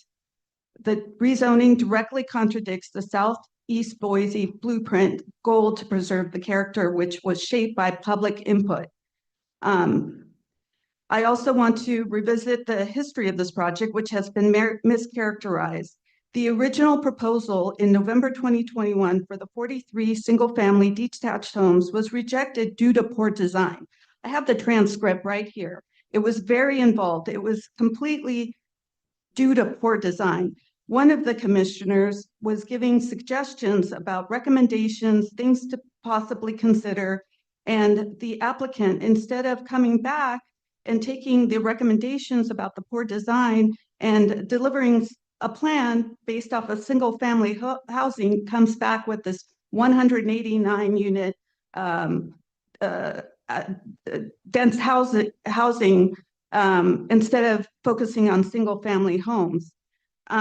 Nobody ever told him to go do that. It was just a recommendation. If you read the transcript, in addition, I have a problem with the 180 unit apartment complex. It's unnecessary. We have nearby apartment buildings already with sufficient vacancies. There's demand. If there's demand for this housing, it's not because there's a lack of availability. It's because it's a marketing issue. We have the apartment complex down the street that was offering 2 months free rent for this type of housing. Yet we are in need of single family homes. I'm asking you to keep the current zoning, redevelop it based off of the current zoning laws, and vote no, reject. Thank you. Thank you. All right, Harry Smith. Then Doug and Mary Christensen, you're up. In the middle, I'll ask you start to come forward, and then Crystal Cairns. Hi, Harry. Hi, guys. I'm here just on a strictly emotional point, okay?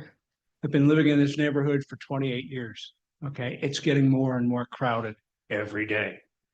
The mill at the corner of Park Center and Division Avenue is, or is it Beacon and Division? I can't remember which. That parking, which was supposed to be adequate way back when it was first started, is not adequate anymore. The parking is now spilling over into Rossi Street and over onto Division. So it is getting more crowded. And without something like a one-way grid, this section of the Southeast is going to be just a mess with traffic, okay? And I don't see that coming anytime soon. So I am against any kind of rezoning that expands everything out so far. If this project had been done in a different way, maybe with lower story development with fewer units, maybe I would appreciate that. But I'm not into it, and I'm done. And enough said. Thank you. Thank you, sir. All right. Doug Townsend. Hi there. Mayor, members of the council. I'm Doug Townsend. I live about a quarter mile from the proposed project site at 123 East Parkway Drive. I'm an avid biker, and I use Highland Avenue and Mallard Drive to access the Greenbelt downtown and points west on a pretty frequent basis. The new additional residents from the R2 zoning will also use Highland and Mallard to access Broadway and to access Park Center Boulevard. Somewhere I have a picture. Oh, I think it's got to open if you've got a slideshow. Do you have a slideshow? I thought we had some as a group. Oh, yeah. He just doesn't know it. Oh, it should be Doug or Doug Townsend.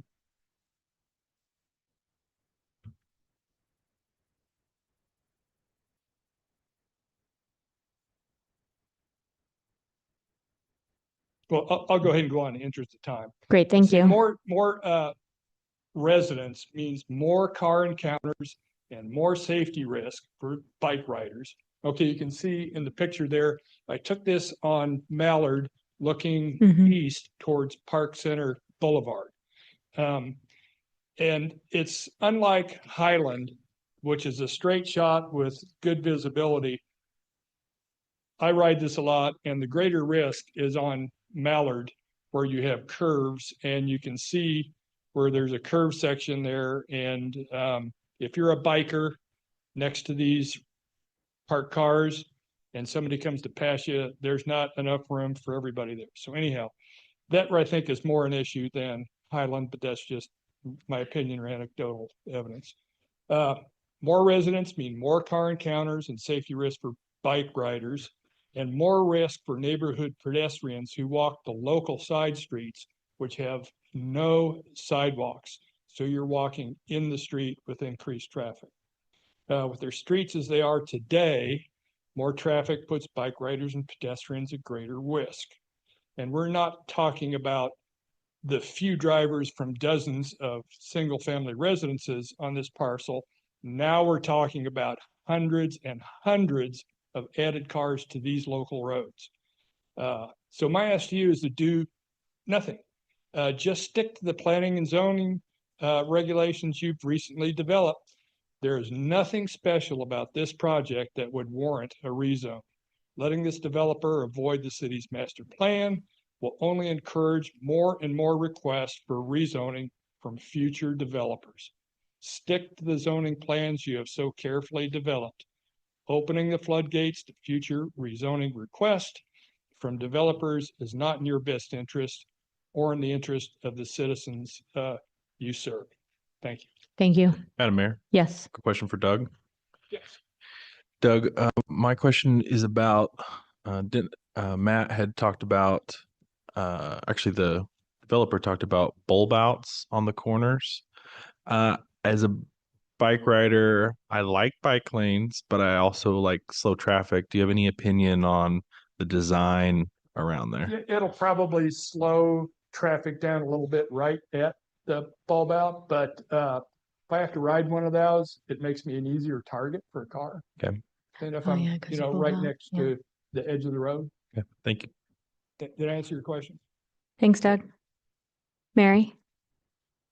Then Crystal Cairns and Edward Ryan and Russ Phillips and then Lisa Broderick.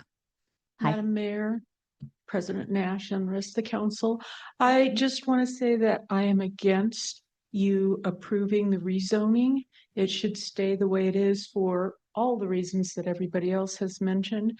I did not see or hear, and maybe it's out there and I did not read it, but my concern is not just traffic, but infrastructure. I live over on 240 East Provident Drive. I hear engine 3 going all day long. Those guys work their butts off because they literally are running all the time. We have an elderly home over on Park Center. And so now I've been noticing that our service for fire control has been coming clear from Harris Ranch. And if there's already that much of an issue of covering our area, adding another 190 or so, maybe one less, buildings to have more people in them is only going to cause more problems. And part of the problem, yes, is traffic. The high density people have been driving crazy through the neighborhood. The speed limit is 20. People are blowing horns at people as they've backed out of their driveway. The roads are curved, just like Doug said, and there's cars on the streets, and it's hard to get in and out of your driveway.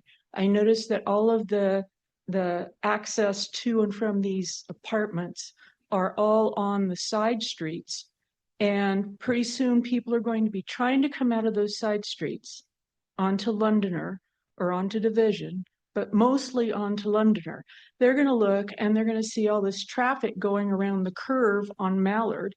The road dead ends right there, and they're going to be starting to go down Londoner. Well, Londoner all but dead ends into a curve as it curves, a tight 90-degree curve as it curves around, and then proceeds either on curving to the right and going down Londoner that way through another neighborhood, or it curves on around Williams onto Parkway.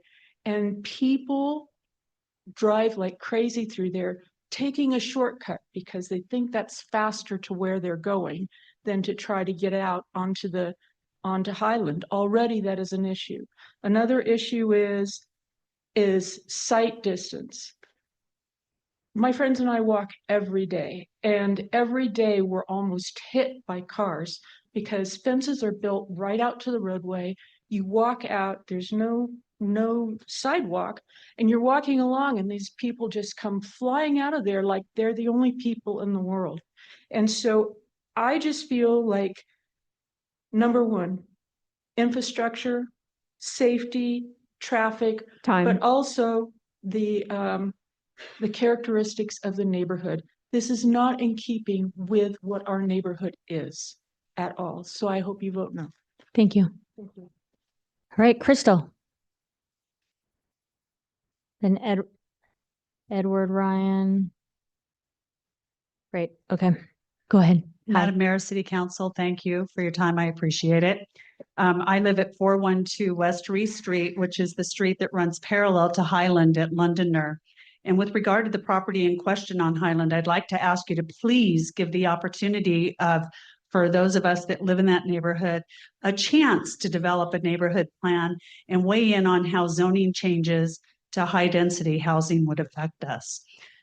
Please stop the bait and switch that developers try and use to say, hey, we're going to get this project through with 189 units and then put in 312 or whatever that may be. But at 189, it's too many. As it stands right now, caffeine is not allowed in the morning ritual for the commute for those of us heading north on Highland and Mallard to Park Center, as the traffic is so dense, it requires a high dose of patience. So you can't go into that with caffeine at all. It's not uncommon to see near misses on head-on collisions as drivers try to go around the backed up bumper-to-bumper traffic that happens every morning during the work week in an effort to save just a minute or two.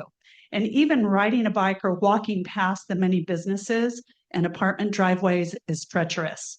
My street is a quiet neighborhood street with very limited parking, and on weekends or BSU events, neither we nor our guests can find parking near our home or even on our street, largely because of the overflow of visitors to the apartments that already surround us.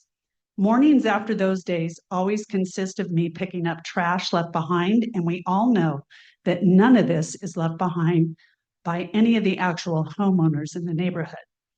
Adding a mixed-use, high-density housing project will not only add to the parking, biking, walking, trash, and traffic dilemmas both the current and future residents would have, these would also turn some people's dream homes into an actual nightmare. Providing parking for 1.2 parking spaces per unit is not sufficient, and I believe that's what I did the math as they were presenting what the project would look like. And I would also ask you to not fall for developer buzzwords like affordable housing. Apartment dwelling is often not affordable. These clever words were put together by developers meant to incite altruistic feelings, but in reality, your vote to change the zoning in our neighborhood truly only benefit the developer. For those of you that have done your homework on this project, you know that inside of the distance of just 2 football fields of where this is proposed, this project, there's already 600 apartments in that 2 football field area. And finally, I would like to ask you to think about the American dream. I have 4 adult children, and I have never, ever heard them say that their dream was to live in and rent an apartment. Time. Thank you. Thank you. Okay, Edward Ryan. Then Russ Phillips. Lisa Broderick. Gary Wise. Hello. Hi, Madam Mayor and City Council. My name is Ted Ryan. I live at 190 East Parkway Drive in Boise. I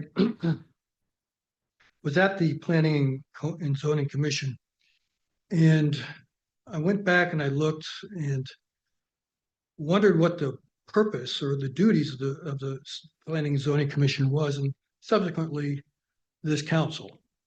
And I quote, "The promotion of public health, interest, morals, safety, comfort, and welfare of the inhabitants of the city. This is not accomplishing that. It is just the opposite. I also looked at Boise, Blueprint Boise. And I looked at chapter 2, goals and policies to achieve stable neighborhoods and vibrant activities centers are derived from the following principles, one of which is protect stable neighborhoods. Again, this is just the opposite. Under 3 in Blueprint Boise, infill design principles. Techniques aimed at ensuring that high density development desired within activity centers is compatible with surrounding neighborhoods. Again, not accomplished. When I look at number 4, general principles were mixed above. Principles, relationship to the surrounding neighborhood, use the following techniques to promote compatibility between redevelopment within the existing activity centers in the surrounding neighborhood. In a couple bullet points, provide gradual decrease in building height and mass so that new structures have a compatible scale as adjacent homes along the shared line or street frontage. Not accomplished. Incorporate low-density housing types, townhomes, duplexes, along shared street frontage. Again, not accomplished. I ask you, do not approve this rezoning. Thank you. Russ? And then Lisa and Gary, and then Charlene Green. Charlene. And then, I'm sorry, there are 2 people after that. I think maybe Williams is the last name. You use cursive that I'm unable to read on South Division Street. You'll be up to 1516 South Division. Great. Thanks. Sorry. Perfect. All right, go ahead. Welcome.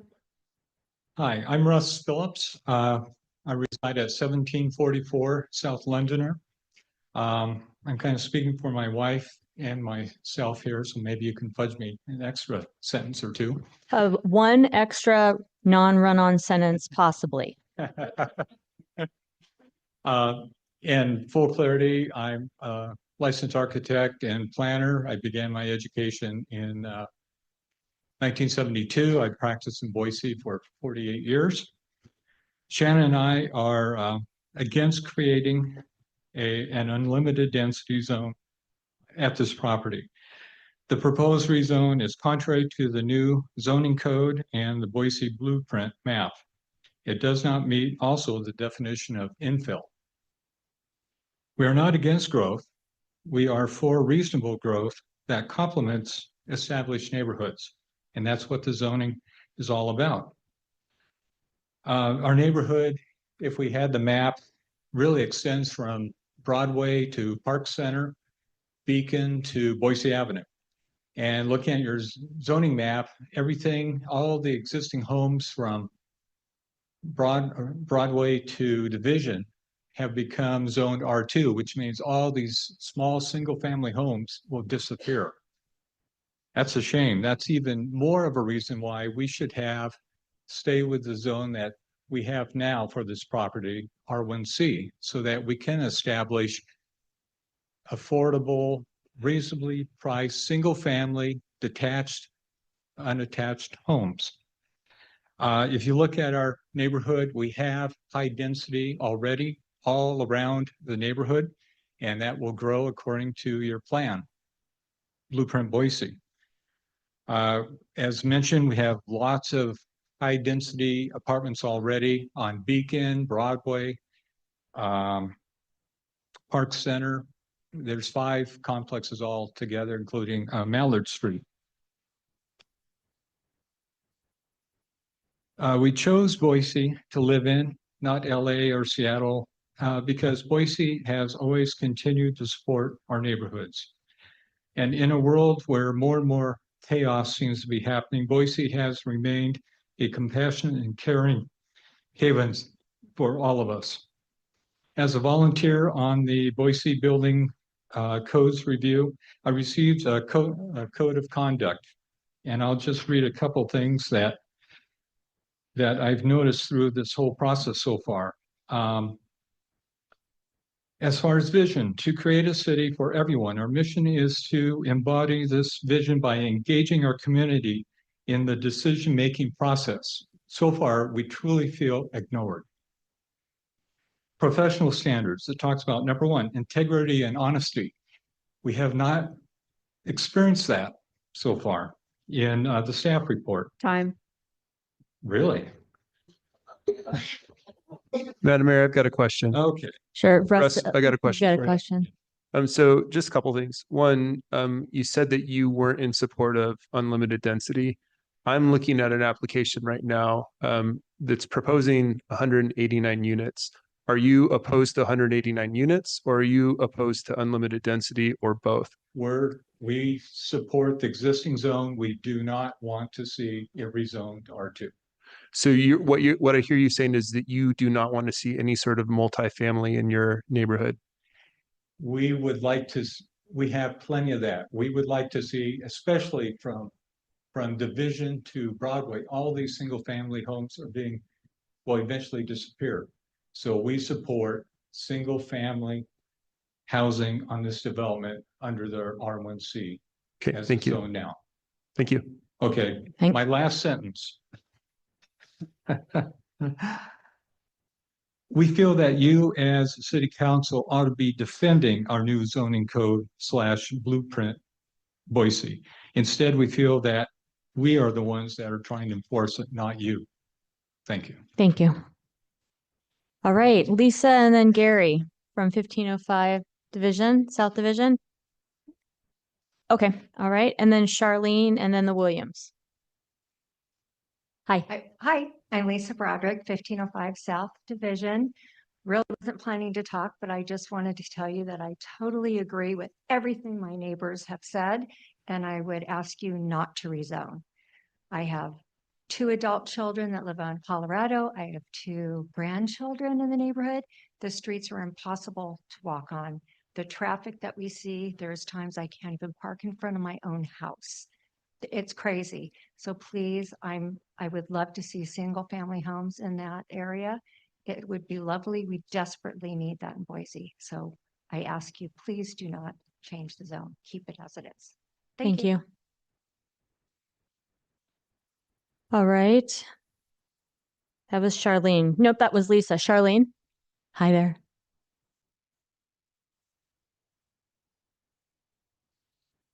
Well, good evening, Mayor and Council. My name is Charlene Green. I live at 1700 South Londoner with my husband, Alan, and my dog, Remy. Like all of the neighbors, none of us are really against additional housing in the neighborhood, but we would like to maintain the current zoning. I also know that you are not responsible for any of the traffic issues. That's an ACHD matter. And we all understand the complicated relationship between ACHD and the city, and we don't want you to be influenced and think that we're not aware of that. We are concerned about the density. So I'm here really to discuss one issue, and that is the process for approving a zoning change that could allow for unlimited density in a neighborhood. I do not believe that the process is clear to the public, because it appears now that there are no checks and balances between zoning change approval and final development and design approval.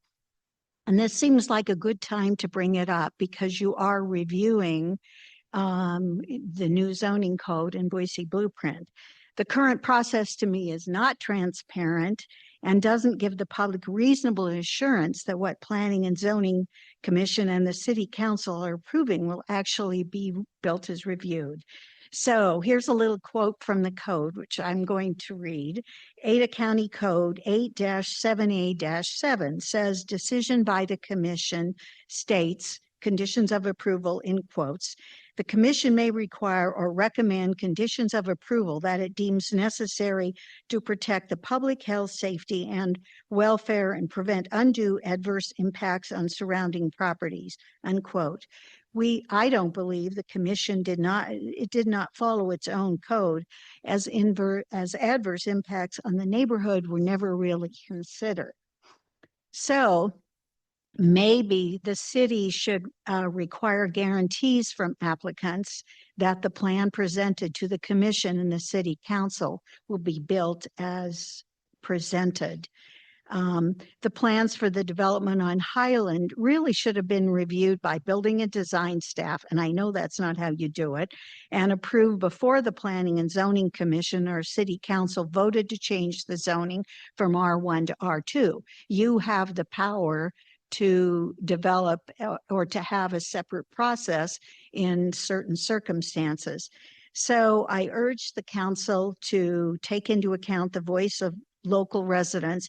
Consider this an opportunity during the review period to make adjustments. You sent the project back once, you can send it back again, and let's try and get it right, because one of your mottos is one city, one team.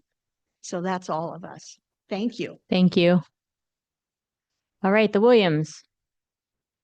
And then after that, Fred, then Jennifer Pisano, Tracy Clark, and Claudia Terrell. Hello, Mayor. Hi there. Council members. My name's Robert Williamson. My wife and I Williamson, sorry. moved to Boise in November of 2024. Welcome. Thank you.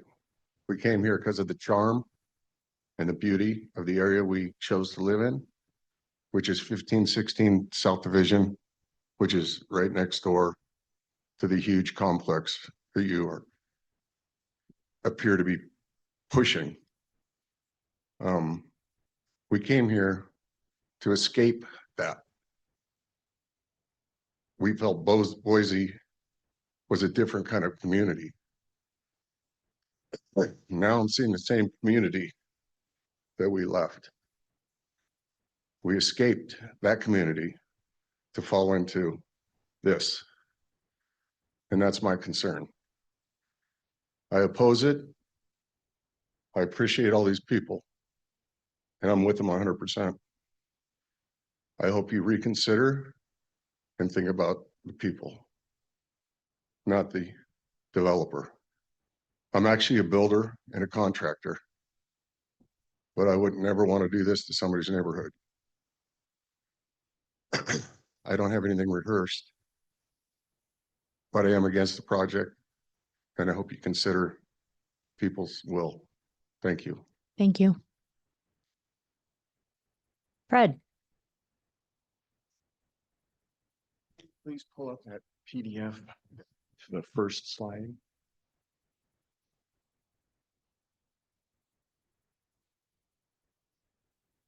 Great, thank you. And if you don't mind, I'll just say next slide. There's only 4, but I don't trust me to do this. I'd probably lose. Well, I'd love it if you try. Actually, we've moved to Let's this try. so that Try. staff doesn't have to move everybody's. Okay. Yeah, okay. Great. It works. Thanks. Thanks.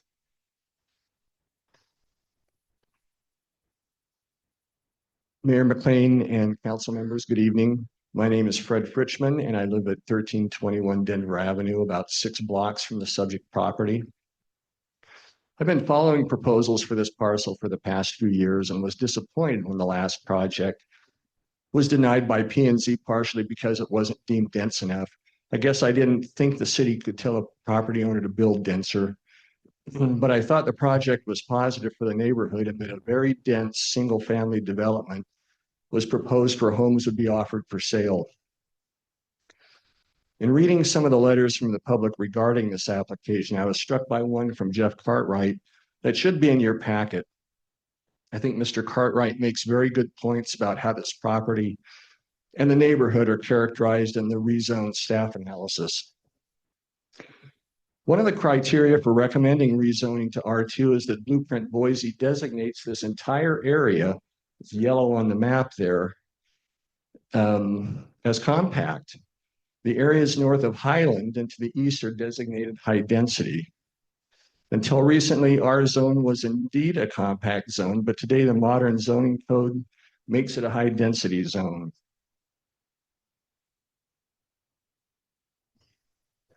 As proof of that, here's a project on Boise Avenue at Vermont approved in November that puts 26 apartment units on 0.28 acres, a density of 93 dwelling units per acre.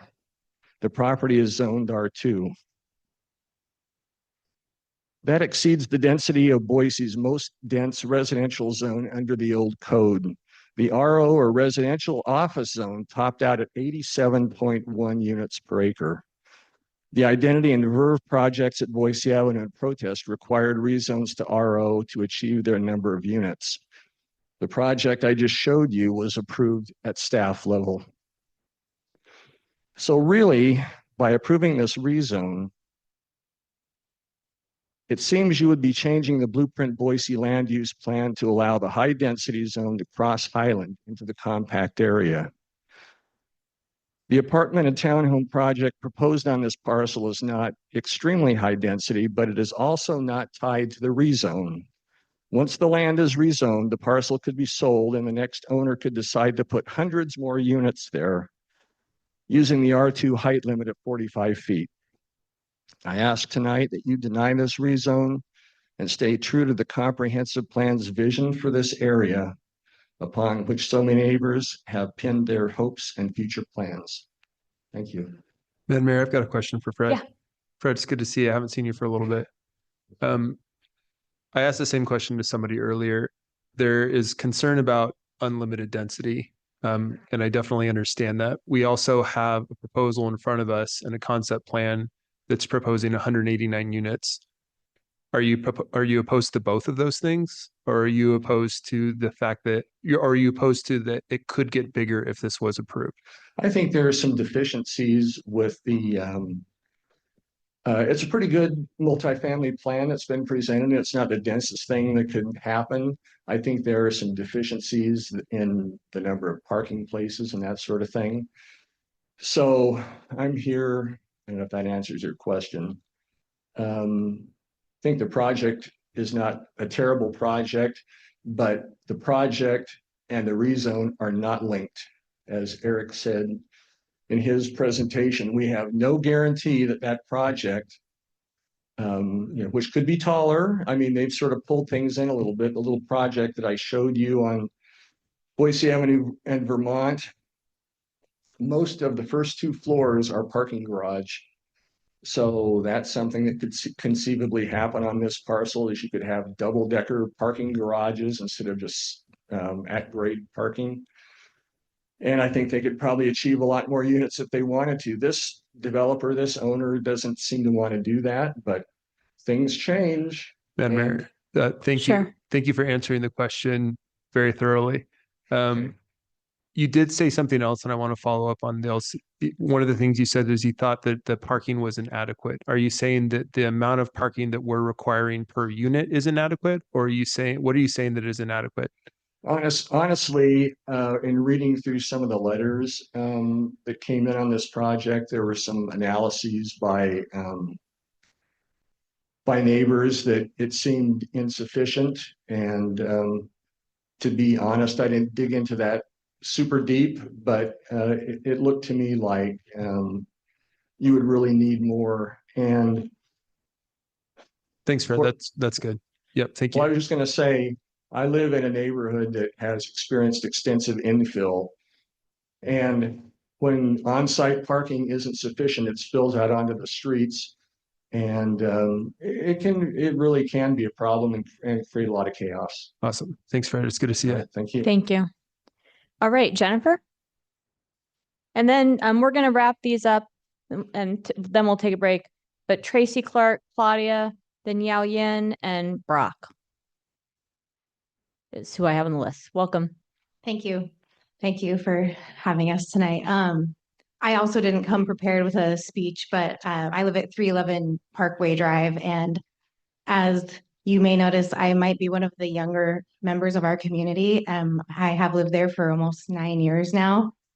And I think that's something that makes our neighborhood really special is that we do have high density housing on the other side of Highland. And we are very close to the university, but our neighborhood has a lot of history. And a lot of these people have lived there their entire lives or their entire adult lives. Or my neighbor across the street, Jim, built his own house with his own two hands in 1969. He still lives there. The concern that we have is that we already have a brand new apartment building on Beacon and Division and a brand new apartment building on Boise Avenue and Pennsylvania, which feeds right into our neighborhood. The traffic problem is not just a problem that affects Highland. I mean, Highland is an issue. And I'd like to say too that the representative of the project here said Highland feeds through to Park Center, and it does not. It connects to Mallard, and you have to go through another area to get there. So what that encourages is for people to go down Londoner, which, as another speaker talked about, feeds into right by Williams Park and then around to Parkway Drive, which is the street I live on. And that becomes a thoroughfare. It is already an issue. We already see that as an issue, but as more dense housing gets added, we're going to see that become a much less quiet neighborhood street and much more of a through street for people trying to get to either side of that neighborhood. And I think that's going to be a really major issue for us going forward.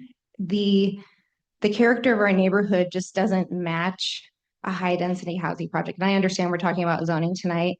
I agree that we should not move forward with increasing the zoning for this property. But I also remember that when this project was originally proposed, there were a lot of concerns with the design. And one of the things that planning and zoning asked for at that time was for a more community-centered design.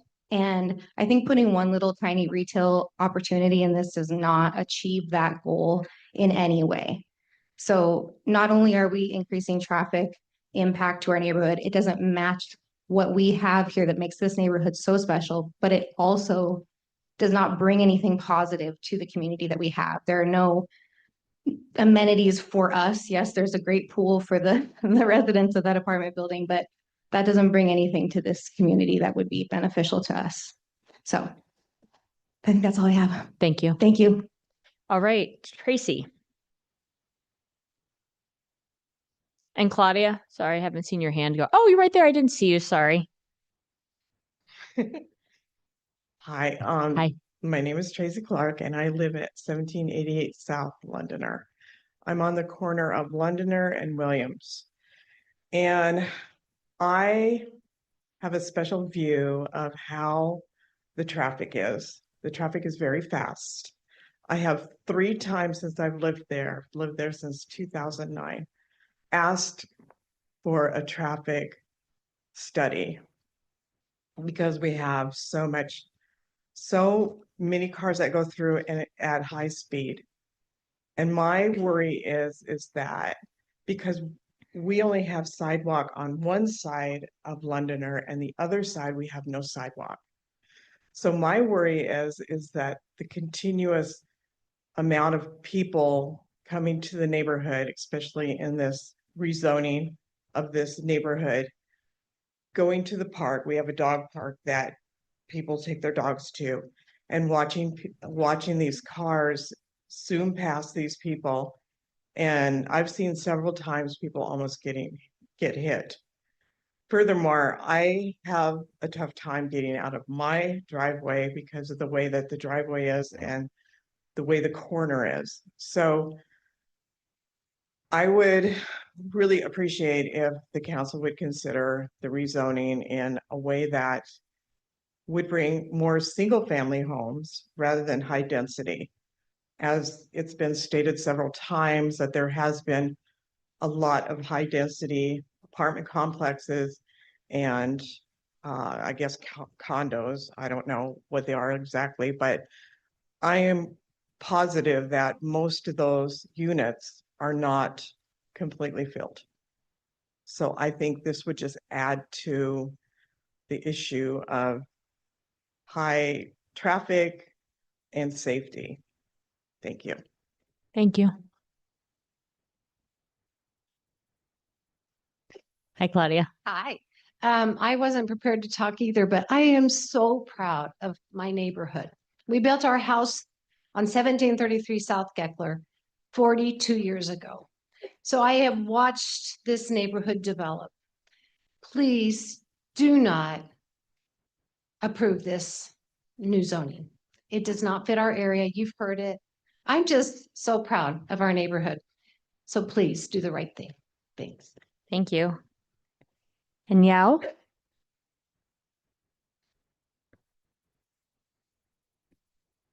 Good evening, Madam Mayor, council members. My name is Yao Yin. I live at 406 West House Street. I'd like to provide a summary of last public hearing before the Planning and Zoning Commission. There were 18 of us who testified at the last public hearing, and none of us supported the proposal. Based on our analysis of the verbatim minutes, the top 3 concerns that we had included traffic impacts, incompatibility with existing housing, and population density in the neighborhood. And I'm going to address each one of them in the following. All 18 of us were concerned about traffic, including speeding, parking, and congestion. About half of us believed the proposed development is incompatible with existing housing. The surrounding neighborhood consists of 1-story single-family housing with gabled roofs, while the proposed development is 3-story apartments with a flat roof. Lastly, density was directly mentioned by 4 of us and indirectly mentioned by several others. We believed that the proposed development would bring too many people into the neighborhood. However, despite strong oppositions from all of us who testified, the Planning and Zoning Commission went ahead and recommended approval to the City Council. If public opinions don't matter, why bother hosting a public hearing? I hope Madam Mayor and council members will not make the same mistake, because how community members are treated will translate to voting behaviors in the next election. Thank you. All right. And Brock? It just says Brock. Hi. Well, thank you, council members. My name is Brock Estelle. I live at 157 East William Street. Good to see some of you. And what you just witnessed actually was how our neighborhood is operating. And I think it highlights, because I didn't show up in time to write my name down, so someone wrote it for me. Oh, okay. Yeah, so I appreciate that. That's exactly what I wanted to speak to. I think they have all hit the various points. And the last point that I think that we really need to bring home is that the neighborhood has done their diligence. They have been thoughtful. They are not against development. They want to say, and they want to have input. And the current process has excluded them, and the rezone doesn't give any guarantees. And so to do the rezone, I'll just leave it at that they simply want some guarantees. They want to be part of the process. They don't want to be excluded. And we'll leave it at there. So thank you. Thank you, Brock. Is anybody else in the room wanting to testify? So this is what we just had a Brock testify. I thought that was hilarious. Oh, wait, did you sign up as Brock? No, I didn't sign up. Oh, okay. Well, wait a second, please. Oh. All right. So we're gonna take a quick break. But what I will ask is that anybody that's here that wants to testify tonight, when we get back in 5 minutes, to be lined up in this front row, and we'll just take you one at a time through. Is there anybody online that intends to testify? All right. So folks will need, great. I see you raise your hands. That's perfect. And we'll take you when we get back. So again, anybody that wants to testify needs to be in this front row, please. When we get back, we're going to take a break for 5 minutes.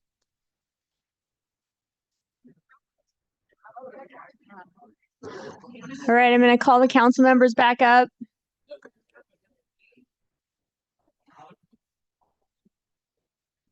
And ask that everybody take your seats.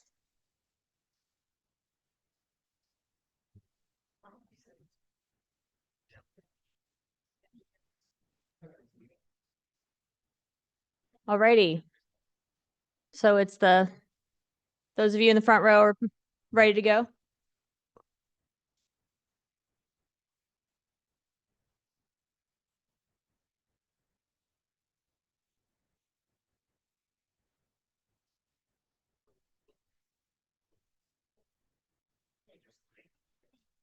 Okay.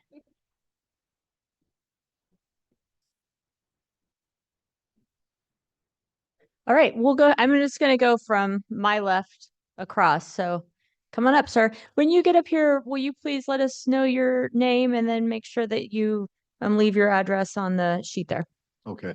Yeah, my name is Jim Struckman and I live at 1529 South Londoner, which is adjacent to this project. And I agree with all the comments here so far.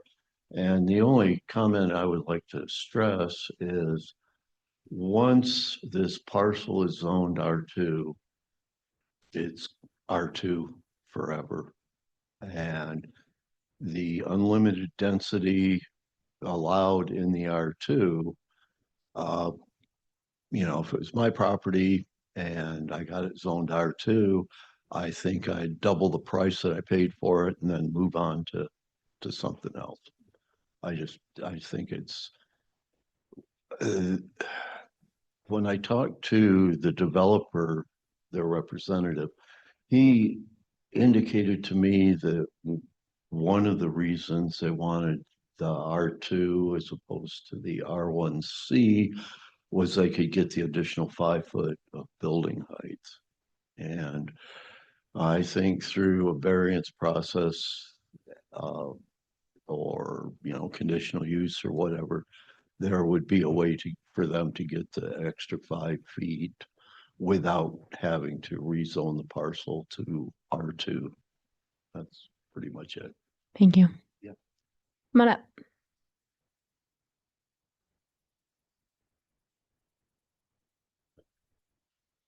Madam Mayor, council members, my name's Jim Travis, and I'd like to know if I might approach for a minute.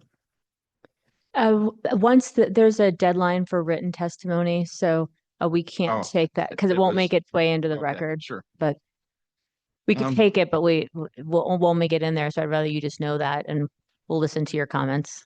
Okay. I'd like to thank the Boise History 1853 to present on the site on Facebook for helping me do some research on our neighborhood. I think I learned a lot and I intend to study it even more because it's so interesting. Most people might not know it, but the plat for our subdivision was first drawn up in 1891. And it became known as Londoner 1. And most of the homes that were built at that time were just south of the Boise River, but include the street names of Colorado and Leadville.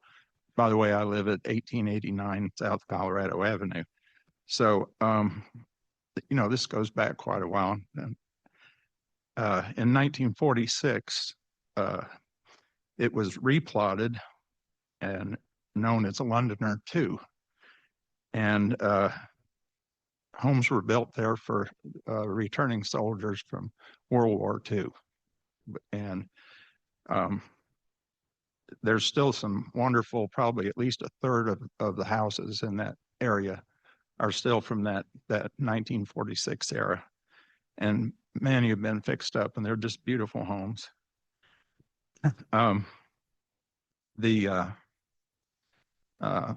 move along, but I did want it to at least, well, my point though was at this time, most people, if they had a car, it was only one car. Today we have Most people have 2 cars, and so that's added quite a bit. There's a lot of the area doesn't have sidewalks. So one of my concerns, or my biggest concern to add to what we were talking about tonight, is the traffic. And we've already heard about traffic, but it's only been mentioned once, but there's going to be retail in this development. And so that means there's people coming and going all day. And they're looking at an additional 400 vehicles in that area. And we just can't take another 400 vehicles. The other thing is we're concerned about the emergency response with the clogged streets and so forth, and the 2 years or maybe less of construction that's going to take place that's going to block these roads and cause a lot of problems. And so with that, I'm going to ask that you please consider not to approve the proposed vote or zoning change. Thank you. Thank you. Was the write-up that you had the bit of history research you did? It's a map of the original plot from 1880. I'd love to take it just to read it. It can't go into the record because it's too late, but super curious. Yeah, thank you. That's cool. Thank you. All right, come on up, ma'am. Hello, my name is Nancy Casperson. I live at 160 Parkway Drive, so I'm kind of in the middle of this. The first house I bought in Boise was in the north end. We were two houses over from 27th. So I've lived next to that kind of higher traffic, and it's not safe to walk along that kind of road. And when we moved over to the subdivision we're in now, where we'll be about 2 blocks from this, the reason we moved is we live on Loggers Creek. We were really lucky, and we bought a house on Loggers Creek. So our backyard is no longer the alley that we had in the north end. It's Loggers Creek. And if you don't know what it looks like, imagine it's like the Boise River, about 1/4 of the size. But other than that, you will think you're on the Boise River. So we're very lucky. So I'm going to talk about something nobody's advocated for, which is the critters. There's nothing more fun than having deer come down your street. They come over from the Boise River, they cross over, they walk down Loggers Creek. So we have lots of wildlife in our neighborhoods that is very unusual and very special, that are very vulnerable to, we get bobcats that cut through the backyard. And if you go to the end of our street, there's a barricade and you can cross over a little footbridge. And right there is Sage Elementary, and they're on the other side of the creek. So Sage Elementary children are lucky because they get to walk through our neighborhoods and go to a wonderful Boise City park called Williams Park. And they go over there and they play and they have games and they have their exercise. And those kids love that. Well, those kids are vulnerable when they're walking those streets. And we have a couple of daycares. And if you've ever seen, I think this is a great way to contain lots of people, is put them on a rope and make them hold on. So when you've got 2-year-olds and they're not actually tied on, but they're holding on, they're vulnerable. And the speed of the neighborhood used to be very different. We moved there about 18 years ago. And it was much slower and much less traffic. So I see these little kids on the rope and I think, they need to be really careful. And, I haven't seen any accidents, but there certainly could be. So the children, the Sage Elementary kids, the critters, I think also need to go into this equation because in my opinion, where you live and what that neighborhood is like is about people and not about the money. I mean, I don't live there because my house is worth a bunch of money. I live there because the neighborhood is fantastic. So in a short thing, I agree with all of my neighbors who say, please don't do this. And you've said several times, Councilman, am I against development? No, but I'm against this one because it's just not compatible with the neighbors. And what I would say is single family homes. So thank you very much. Thank you. Come on up. Madam Mayor, Council, thanks for having us all here today. One of the younger speakers, I'll give you a little background of who I am. I'm born in Boise at St. Luke's and went to Boise High, and I've just been in Boise forever. And through a lot of hard work and an incredible amount of fortune, we were so happy to be able to move into this neighborhood, 175 East Parkway Drive. Me and my lovely wife and our 8-month-old son.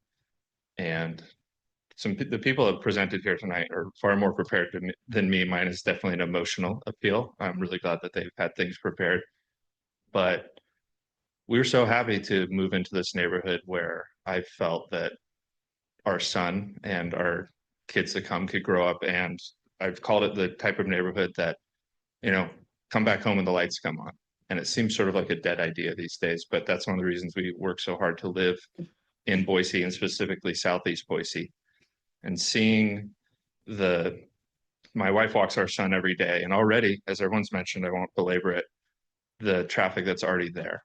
And to see these zoning things where this orange amoeba seems to be growing into these neighborhoods and ruining what someone else mentioned is like the American dream is really upsetting. And we bought this place and we stayed in Boise. We could have gotten twice the home out in Meridian or Eagle or whatever, but we want to be part of a community.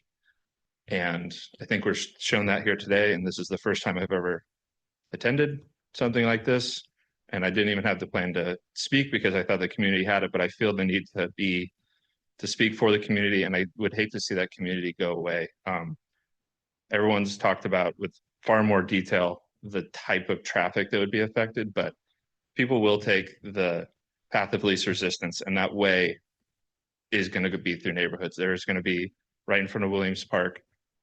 If something like this was to go in, I would feel less comfortable with having my son, go ride your bike, come back when the street lights come on, knowing that there's essentially a now 300 plus type people that are essentially transient livers of the space, not people invested in the community.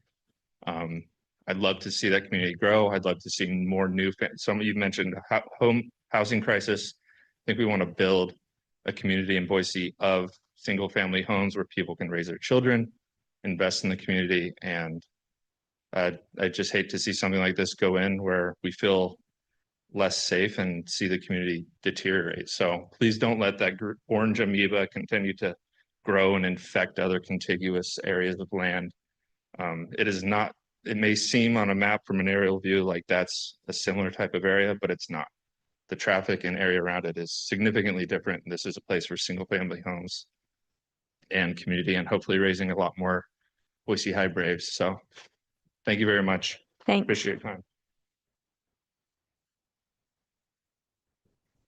Hello, Madam Mayor and council members. Thank you for having us all here today. My name is Kira Cusack and I live at 422 West House Street.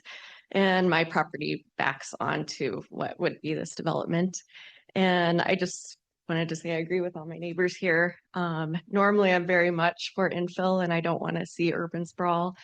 But due to a lot of what people have brought up here, it's just really doesn't suit this area because we have such a traffic problem. And I know that that might be an ACHD thing, but this would greatly exacerbate the problem of having to weave in and out of cars when you're driving. Or I also ride my bike to the Greenbelt or the foothills.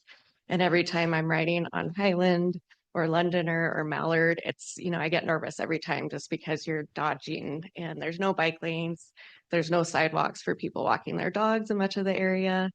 I also want to say that people that live, that are bordering this, it will, devalue our properties to an extent. We'll have this large high rise in behind us. Whereas right now we have these large, beautiful backyards. And I realize I'm very fortunate to have that. And I also realize that not everyone can afford a single family home now, which is unfortunate, but the reality or to buy a home. And so, but I feel like this project without having affordable units doesn't really help that very much. And that's really the crisis is affordability. And I also want to advocate for the deer. And I think there's a lot of dog walkers. There's a lot of deer, there's owls, all sorts of birds of prey. And all that traffic is, gets dangerous with that. So I think just dog walkers, walkers in general, seeing the kids. I've also seen the kids on the rope walking to daycare, and then riding our bikes. It's just really gonna, all those safety issues is gonna be exacerbated by having a very large development. I think some sort of development's fine, but I think having this rezone and then allowing 190 units is just excessive for the current load in this neighborhood and the infrastructure here. Thank you very much. Thank you. Madam Mayor and council members, thanks for having us. My name is Ryan Donahue. I live at 301 West Parliament Court. We've been there 9 years, and I started out in the dreaded apartments of the Southeast Boise area, and we're lucky enough to own a home. Our 4 kids go to Sage, so we go through these neighborhoods every day. I would agree that you guys aren't responsible necessarily for the traffic that drives through there, but the parking absolutely spills over from the higher density areas, the higher density apartments in that area. So looking down Mallard, cars everywhere. Division, since the mill has been added there, more parking creeping up there. The streets become less safe for the driving, definitely less safe for my kids to ride their bike. My ask would be to not change the zoning. The development of R1C is development from the area and seems to be acceptable and reasonable. The developer definitely failed to give us valid reasons for this upgrade. They're not looking to add low-income housing or affordable housing. This does not benefit the people of our area. I ask that you consider not upzoning this, please. Thank you for your time. Thank you. Hi, Mayor and City Council. My name is Scott Dukar, and I live at 1614 South Division, and I am strongly opposed to the rezone to R2. One of the goals of the new zoning codes is to diversify the types of housing. How is building only apartments with one retail space diversifying housing types? The majority of the projects being approved by the city since adopting the new zoning codes are multifamily developments. Boise Dev in a recent article stated that multifamily accounts for 53% of approved projects, while only townhomes only account for 3% and duplexes only 1%. So why are so many apartments being built? There are over 20 vacancies at the newer apartment complex on Division. If we needed apartments so badly, these wouldn't be available. And this is just one example. There's so many vacant apartments in the area along Park Center and downtown. Seriously, just do a search and you will see all the vacancies, and they're offering incentives to fill these. So then why are so many few townhome and duplexes being built? Maybe that's because the land with those could be built on are being rezoned to large apartment complexes just like this. This property is well suited for developing townhomes, duplexes, and some single family homes. At the current zoning, 70 of these types of housing could be built. This would be a huge help to the housing inventory, and that would promote home ownership and include other types of homes besides just the proposed apartments. Please do not approve another apartment complex that won't benefit the neighborhood and will only exacerbate the traffic, speeding, and parking issues we have. Instead, insist the developer make a plan that provides more than just a ton of apartments, maybe something that could help with the lack of starter homes near downtown Boise. And finally, in the last public hearing, the developer came on and spoke, and he said the original plan of single family homes fit the neighborhood better. He knows this doesn't fit the neighborhood, so please don't let this happen. And thank you for your time and consideration. Thank you. Madam Mayor. Yes. Could I just make one note? I believe that Boise Dev article may have alluded to it, but when the information was presented, I think staff mentioned that we approve single family homes by right, so we don't capture that data. So Great. Thanks. Come on up.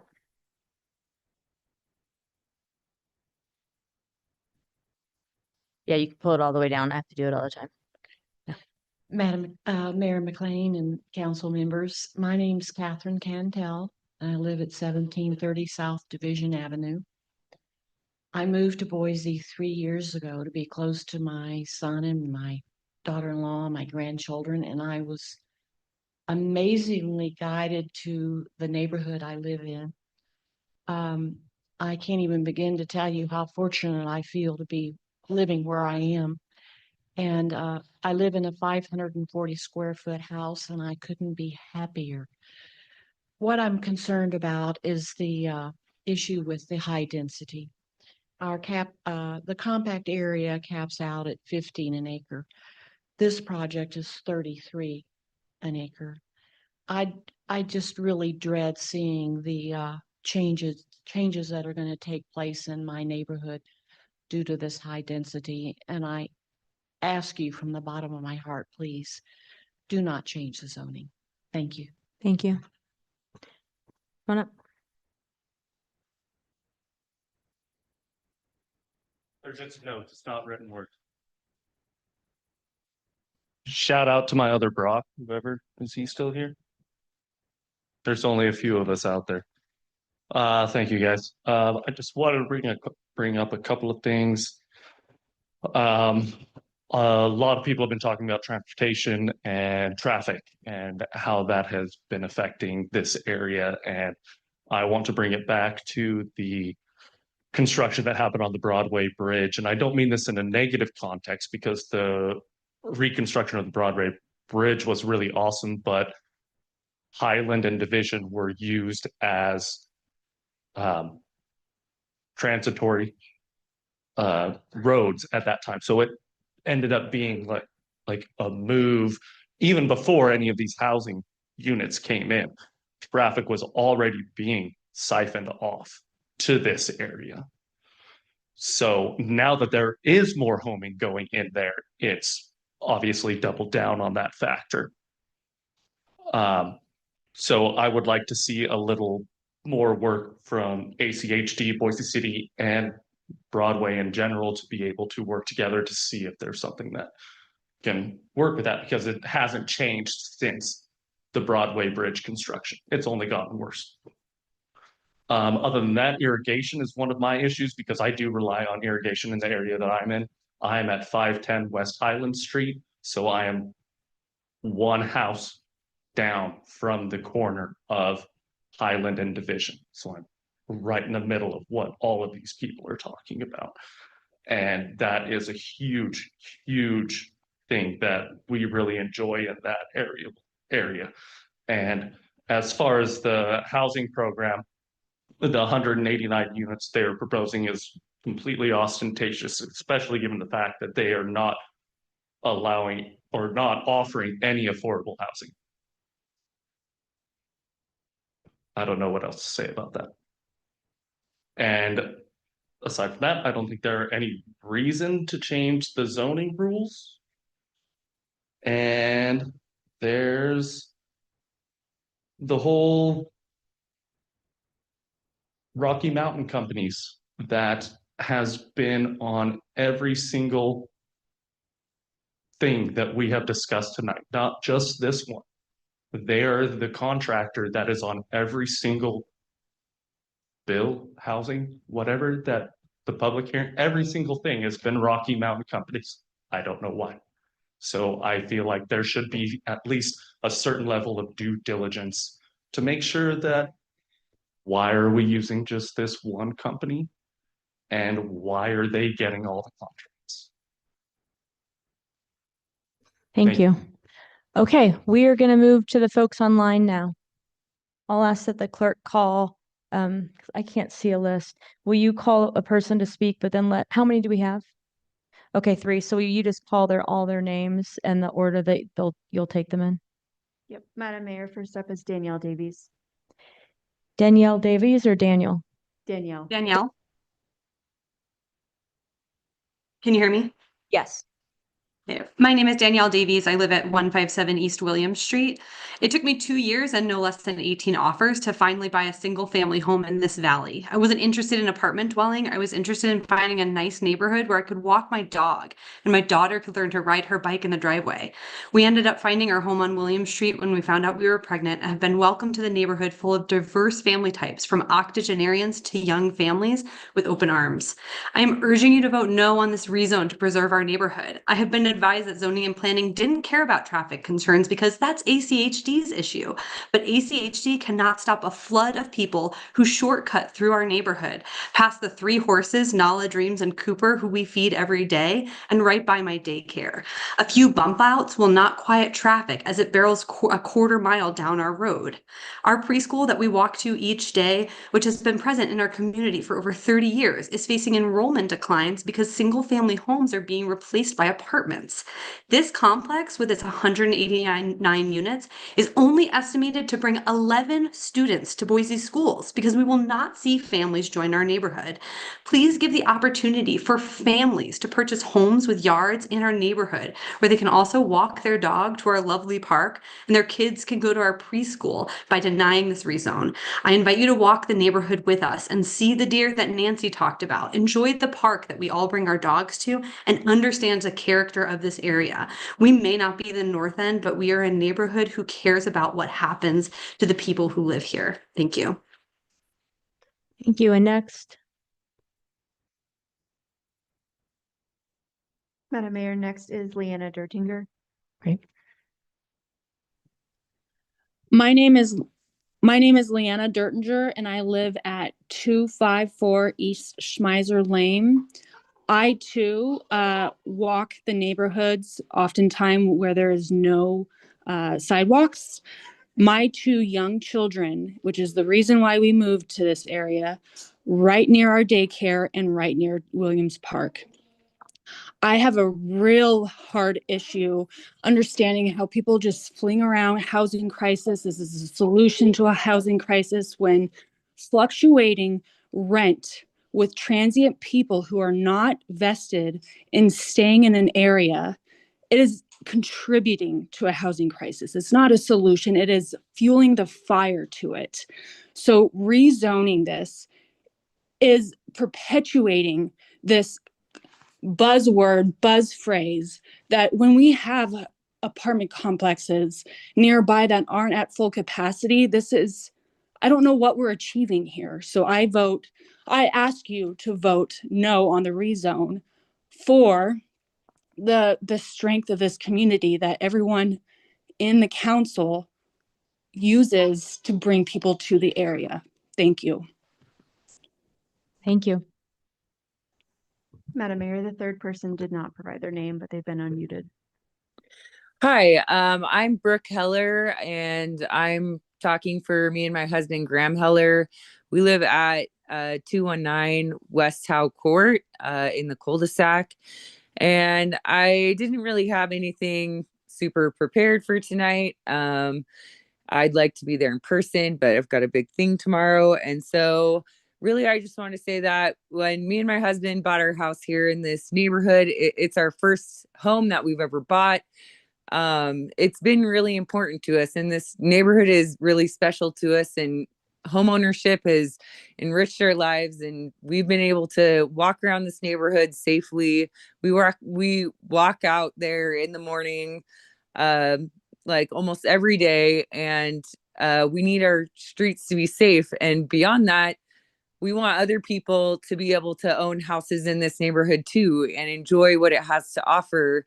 And putting an apartment building in there isn't going to enrich our neighborhood, and it's going to change it. The people who live in that apartment aren't even going to get to, they're not even going to get to experience our neighborhood as we know and love it. It's going to be completely different. As a lot of people mentioned, like, it's not uncommon for us to see wildlife in our neighborhood, which is just truly amazing. And yeah, sorry, I'm just not super prepared for this, but yeah, it's really important to us that people are able to invest in our neighborhood, and that it's not just being, one person owning an entire block in perpetuity where no one can ever own a home in that area. It's just not really, it's not enriching the neighborhood.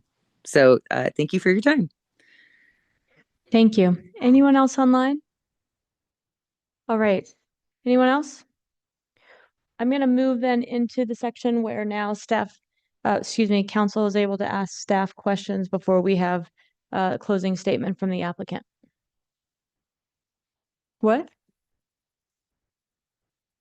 Nope. Madam Mayor, Yes. I have a question, Matt. So tell me, I guess, why we've heard from the neighbors tonight that, well, we heard from one neighbor tonight that he would rather see the existing zoning, which would allow, I think, 72 units over this new zoning. Can you, I guess, just talk through the city's perspective on why the recommendation is for this higher zoning? Madam Mayor, Councilmember said, obviously the applicant is the one who requested the proposed rezone, right? So with coordination through staff in the pre-submittal phases of the permitting process, as in the concept review and interdepartmental review. And then given the previous decision by the Planning and Zoning Commission, it was determined that R2 fit the neighborhood with respect to its proximity to alternative modes of transportation and all the things that are listed within the project report. Perfect. Thank you.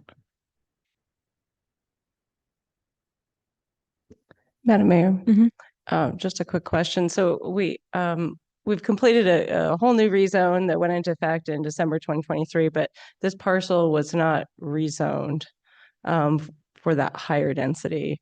Can you kind of talk us through I mean, we do have lots of high density around it across the street from Highland, but these properties were not part of that decision, I guess. Madam Mayor, Councilmember Corliss.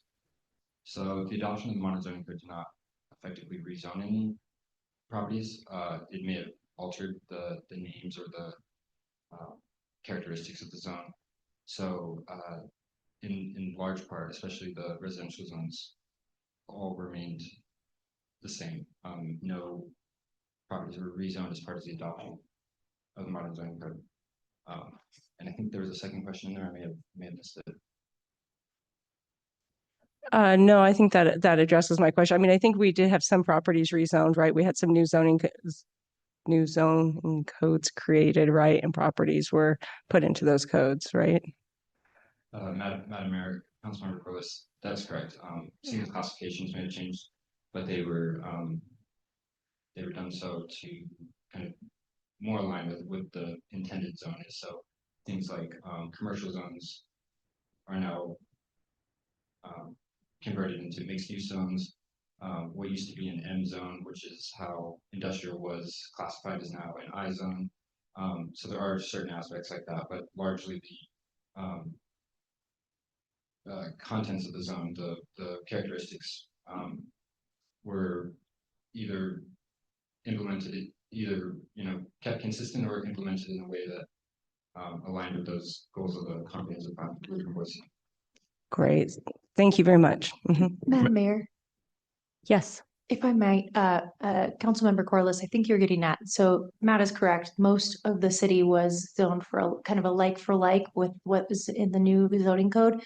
However, there were some specific conversions along our best in class transit routes or some of our pathways that did have I think it was a quarter mile on each side, got an additional zoning step up. And so those were the only spaces that got something that wasn't considered more or less like for like. Madam Mayor, for another clarification, is it fair to say that with the exception that you just gave, that the boundaries of the zones did not change with the modern zoning code, but the characteristics of those zones did? Madam Mayor, Councilmember Nash, that's accurate, yes. Further questions? Yeah, Madam Mayor, Yeah.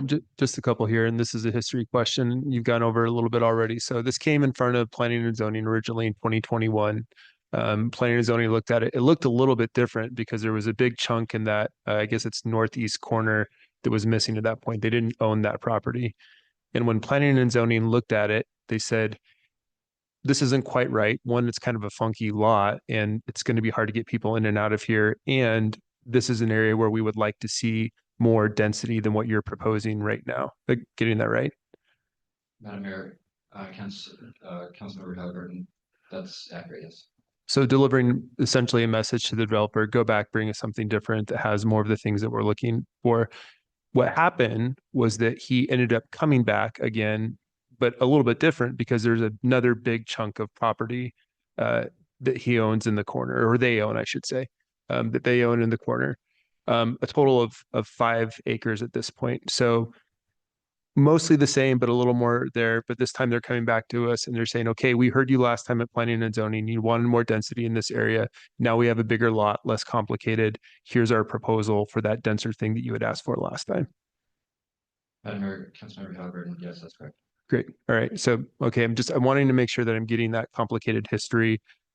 One big difference being in that they came back the second time with a larger lot and a different, more easily shaped lot to navigate than they had the original time. Madam Mayor, Councilmember Halliburton, yes. Incorporating the entire block into the proposal provides that more cohesive development. It's less piecemeal. It provides more consistent orientation. Great. As you can tell, the previous one, previous proposal backed backyards up to front yards, which is part of the orientation was part of the reason for the denial. Great. And Madam Mayor, if I could just one more question. So we're hearing a lot of people who are talking about unlimited density, some concerns about unlimited density. There's some other folks who they're concerned about the unlimited density, but actually they want single family housing. No matter what the density is, they're only wanting single family housing. You're telling us that when we have unlimited density, but it's an R2 zone, because we have certain setback rules, because we have certain amount of landscaping percentage that has to be, because we have a certain amount of parking that has to exist, because there actually has to be a certain amount of step down from the tallest point to the next, single family house that's right there, that limits the total number of units that could possibly be. And what they're coming to us with right now is they're saying, we think we can do all those things with about 189 units. And we don't know for sure if that's correct because that still has to go to design review. And at design review, they may tell us it actually has to be a little bit smaller, or potentially they could say maybe there's a room for a little bit more. That's kind of what we're hearing. That's what's guiding the actual density of this project. Madam Mayor, Councilmember Halliburton, that's exactly correct. Okay, and so the follow-up there is, do we think that it's going to go to design review and have the capacity to get significantly larger? Madam Mayor, Councilmember Halliburton,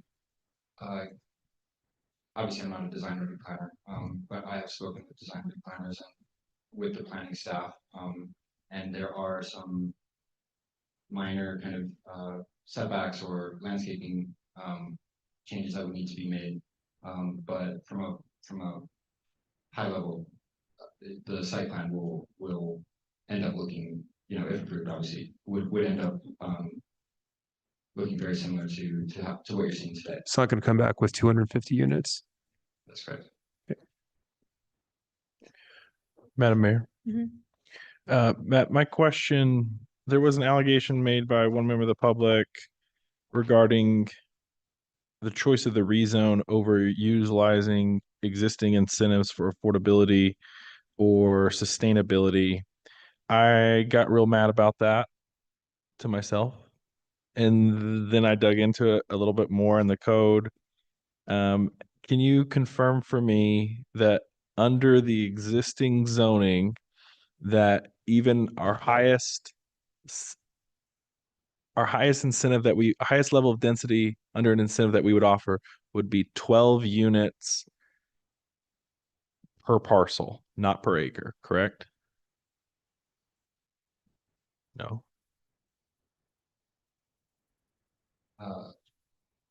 Madam Mayor, Councilmember Nash, that's correct.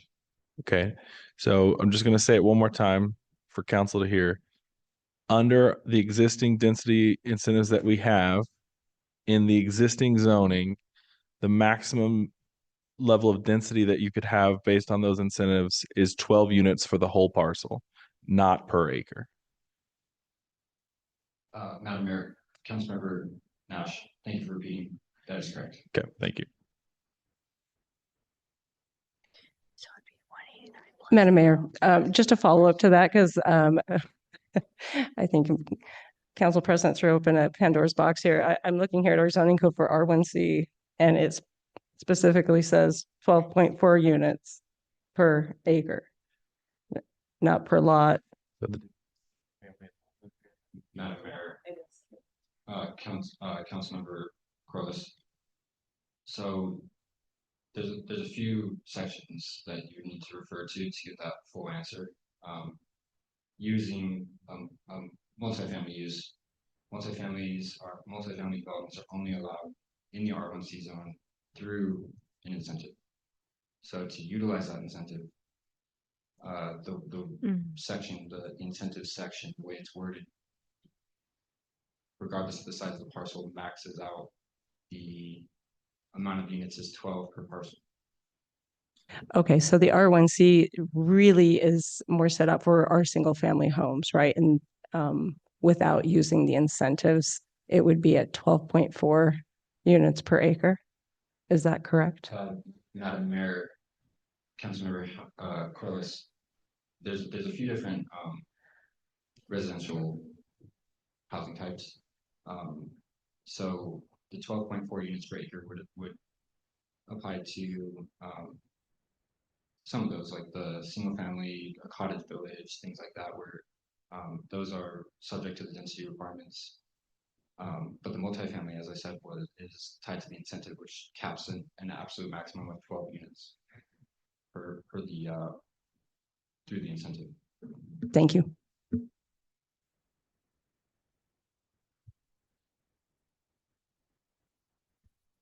All right, there's nothing else for staff. We'll take the closing comments from the applicant.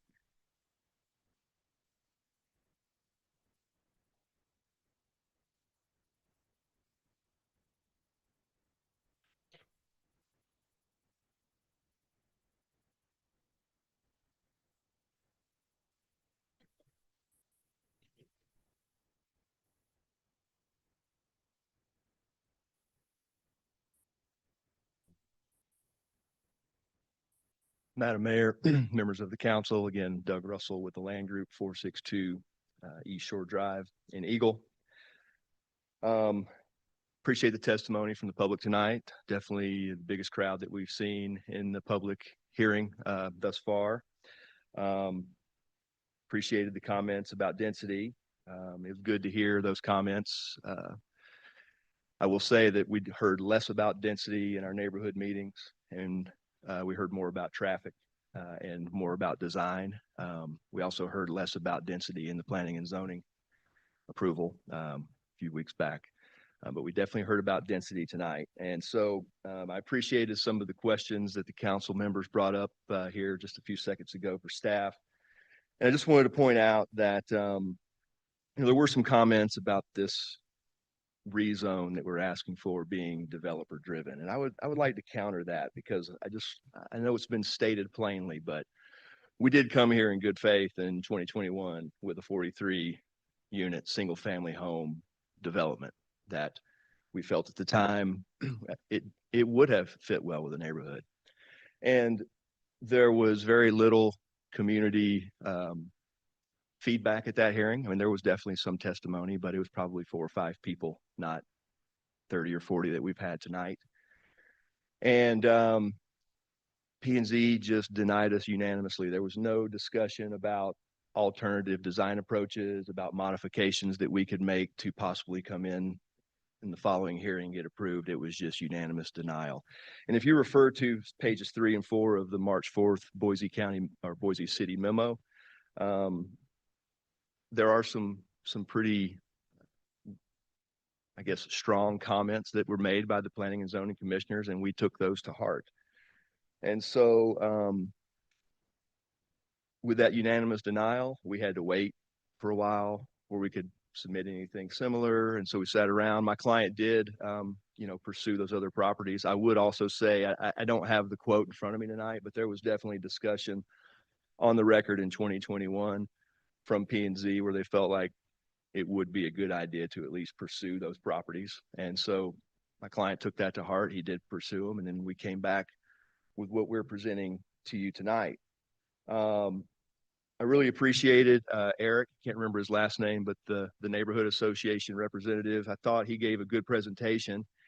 What I heard him say is that he thought we presented a good design, but he's afraid that it's not going to get implemented properly or that someone's going to come in with more density after the fact, after this approval, if we were so fortunate to be approved tonight.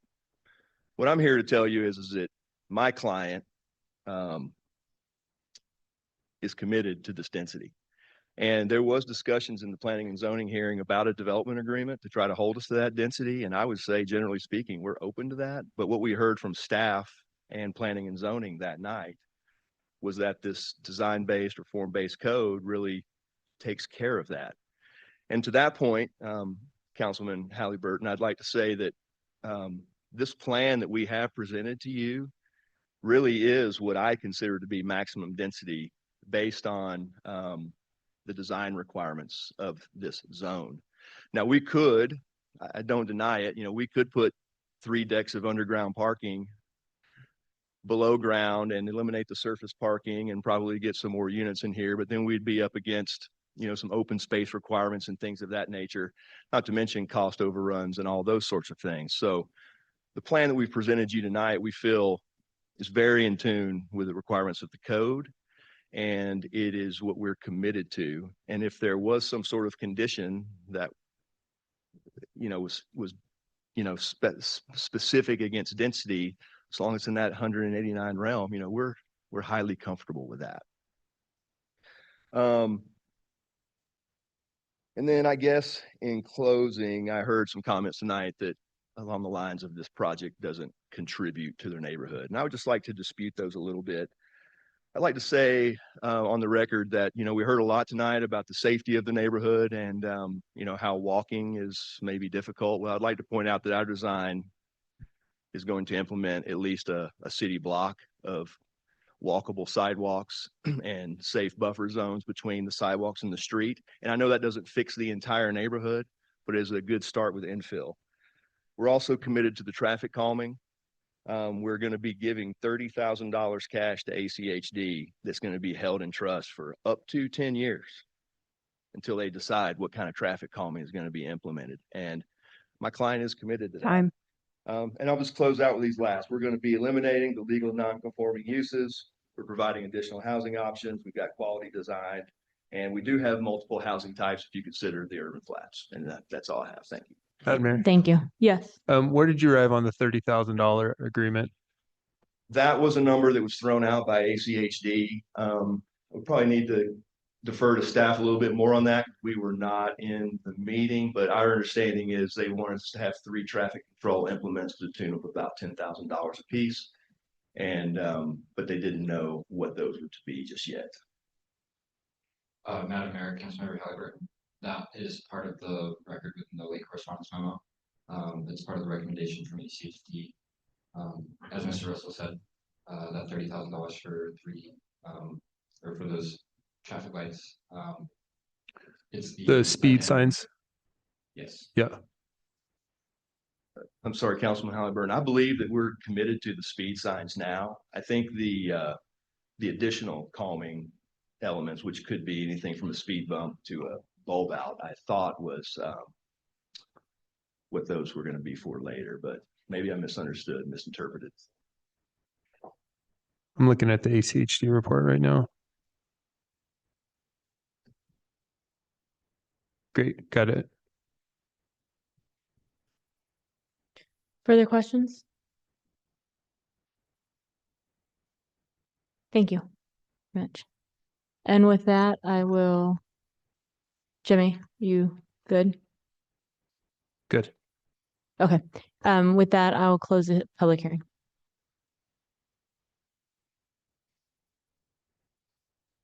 Oh, geez, I didn't know that Lucy was there though. I know we need to figure out if there's a way to Councilmember Will, actually sorry. see her the whole time in the future.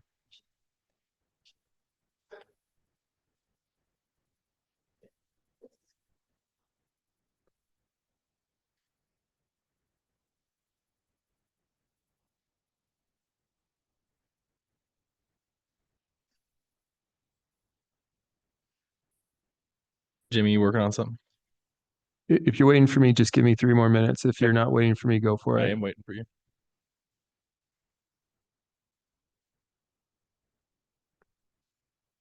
For complicated items like this, we prefer to have a motion on the table before discussion starts, so we're in the awkward silence period of the evening. Soon it will be filled. Madam Mayor, You're ready to make a motion, unless you're, okay. Madam Mayor, I move that we approve CAR 24. I'm going to ask everybody please to listen respectfully. Madam Mayor, I move that we approve CAR 24-06, a rezone of approximately 5.7 acres to R1C residential to R2 residential located at 1519 South Londoner Avenue. I would request that at design review that we continue to investigate traffic calming measures. I would ask that we implement ACHD's requirement for the trust of up to $30,000 to include those additional devices. And I would ask that we put a condition to not exceed 189 units on the development. So before a second, to clarify those, I would ask for three additional conditions. The first isn't a condition. The first is a request for them to continue to investigate traffic calming. We don't know what that's going to be yet. They're going to have to continue to do that in design review. But the second 2 things would both be conditions, the $30,000 trust and the 189 cap on the units. Madam Mayor, or I'll second the motion and ask for a clarification. Would the cap on 189 units, would that be in the form of a development agreement? That might be a question for staff, but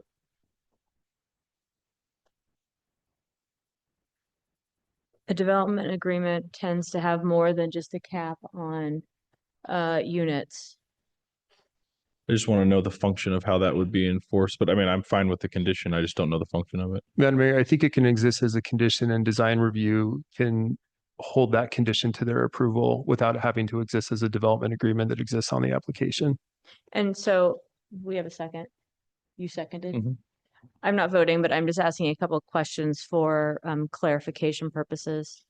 At design review, then you would anticipate with this motion that they would take the form-based code, which has a requirement for the amount of this property that is open space, that has requirements on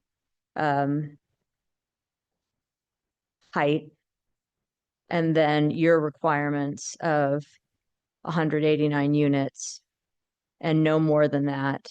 And then with those 3 things, you would anticipate that at that committee, they would address and ensure that it's made up in.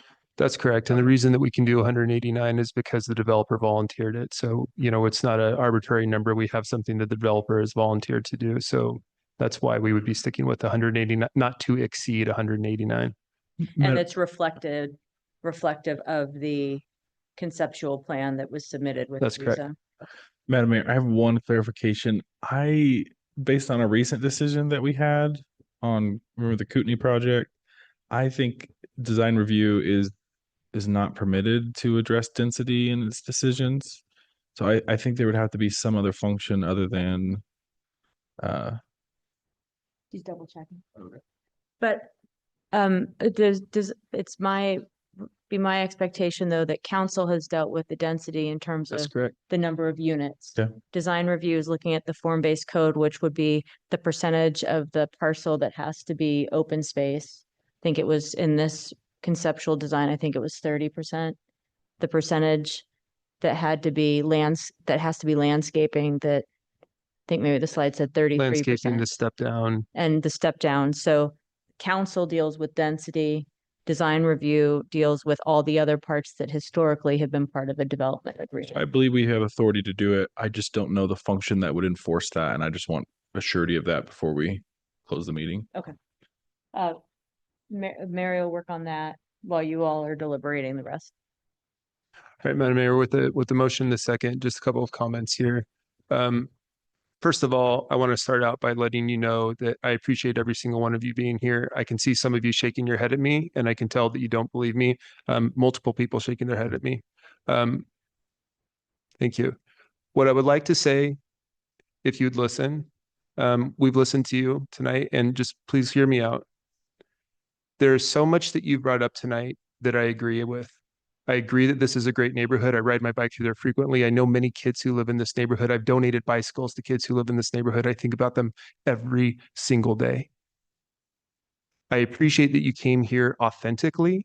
I think that many of you had things prepared ahead of time. I think that many of you shared things directly from your heart. And I understand that, and I appreciate that. And I agree with how great your neighborhood is. What I disagree with you on is that this development is going to make your neighborhood into a bad neighborhood. I don't agree with that. I grew up on Old Highway 55 in a very rural area. I went back and knocked on doors in that neighborhood when I was running for re-election. There's a large apartment complex right next to the house. And the thing that I noticed was that in this apartment complex were kids riding their bicycles, were families that were living in this neighborhood that weren't going to be able to live there otherwise. Earlier tonight, we approved a development on Collister with 8 3,500 square foot houses. Each one of those houses is going to cost about $700,000. These are not places where our community can afford to live. You live in a great neighborhood. When I see this apartment complex, I look at the apartment complex on Franklin and Orchard, the Franklin Moda. There was more people in this room that was opposed to that one than it is here today. That was 4.7 acres with 200 units, smaller amount of land, more units on there. If you go by this neighborhood today, it's a beautiful neighborhood. And the people that are living there are thankful to be living there. It's a great place to live. They add to their community. They go to our schools. They work at our jobs. They work here at the city of Boise. They work in our nonprofit sector. It's really difficult for me to hear people talk about renters as if they don't have value to their community. And I don't agree with that. I'm being honest with you. I'm being transparent. I don't agree that renters don't have value in our community and that they aren't people who can't love your neighborhood the same way that you love your neighborhood, that those renters can't be friends with your kids, that they can't be people that you invite over for dinner. I disagree with that. That's the principal reason why I'm making this decision tonight, is that it fits our zoning code. It fits our high density areas. It's right next to one of our major transportation corridors with Broadway. It's in an activity center. There's high density right across the street. It tells us that this is an appropriate use in this neighborhood. It's not taking away your single family houses. Those still exist. You still have a strong neighborhood. But these are more people who can live there. Some of you are going to hate me for the rest of your life. I can tell it right now. But when I make these decisions, I'm making these decisions on what I think is best for every single person that lives in Boise, for this generation and for future generations. And I can feel comfortable making this decision because of that. And I'm telling you honestly from my heart where I'm feeling, because I want to be transparent with you, whether you agree with it or not. That's the reason I'm making this decision tonight. Madam Mayor. Thank you, Jimmy, for speaking out, Councilmember Halliburton, on this tonight. And I 100% agree with you that renters are not bad to have in our neighborhoods. They're very good. And I'm really thrilled to see everyone who's come out to speak, be part. It's obvious you guys are a cohesive community. And if I take a look at everything that is south of Highland, I see a community there. And I see the kind of impact that a project can bring to that type of community. I have concerns about this rezone. And I don't believe the proposed rezone from R1Z to R2 should be approved for the following reasons. In the 2021 decision, it was mentioned that they talked about density and more density. But the statement says the commission found that the original proposal was incompatible with the surrounding neighborhood due to the proposed site layout, orientation, and reduced setbacks, having the potential to adversely affect the privacy of adjacent properties in the vicinity. And I absolutely believe that this complex will have an adverse effect. I think there is a lot of mixed use already in this community. We see this across Highland. There's multiple apartment complexes. There's multiple new zones of MX1 that are created off of Broadway. I think this is a community that has come out and spoke. And pardon me while I just take a look at my notes here. part of this is really their community disagreement. There has been considerable public opposition to this rezone, with many neighborhoods expressing concerns about noise, traffic, and the feel of the community. And the community has made it clear that they value the current zoning and land use, and a rezone would undermine their expectations of the area's future development. To me, this opposition signals that the proposal does not reflect the needs in this area or the desires of that community. Our mission that we put out at the City of Boise says, we will create a city for everyone by embracing our community in the decision-making process. And I'm embracing you tonight. And I hear you and I understand you. And that is why I do not feel that this particular project is ripe for a rezone in the area. I'll not be supporting the motion tonight. Thank you.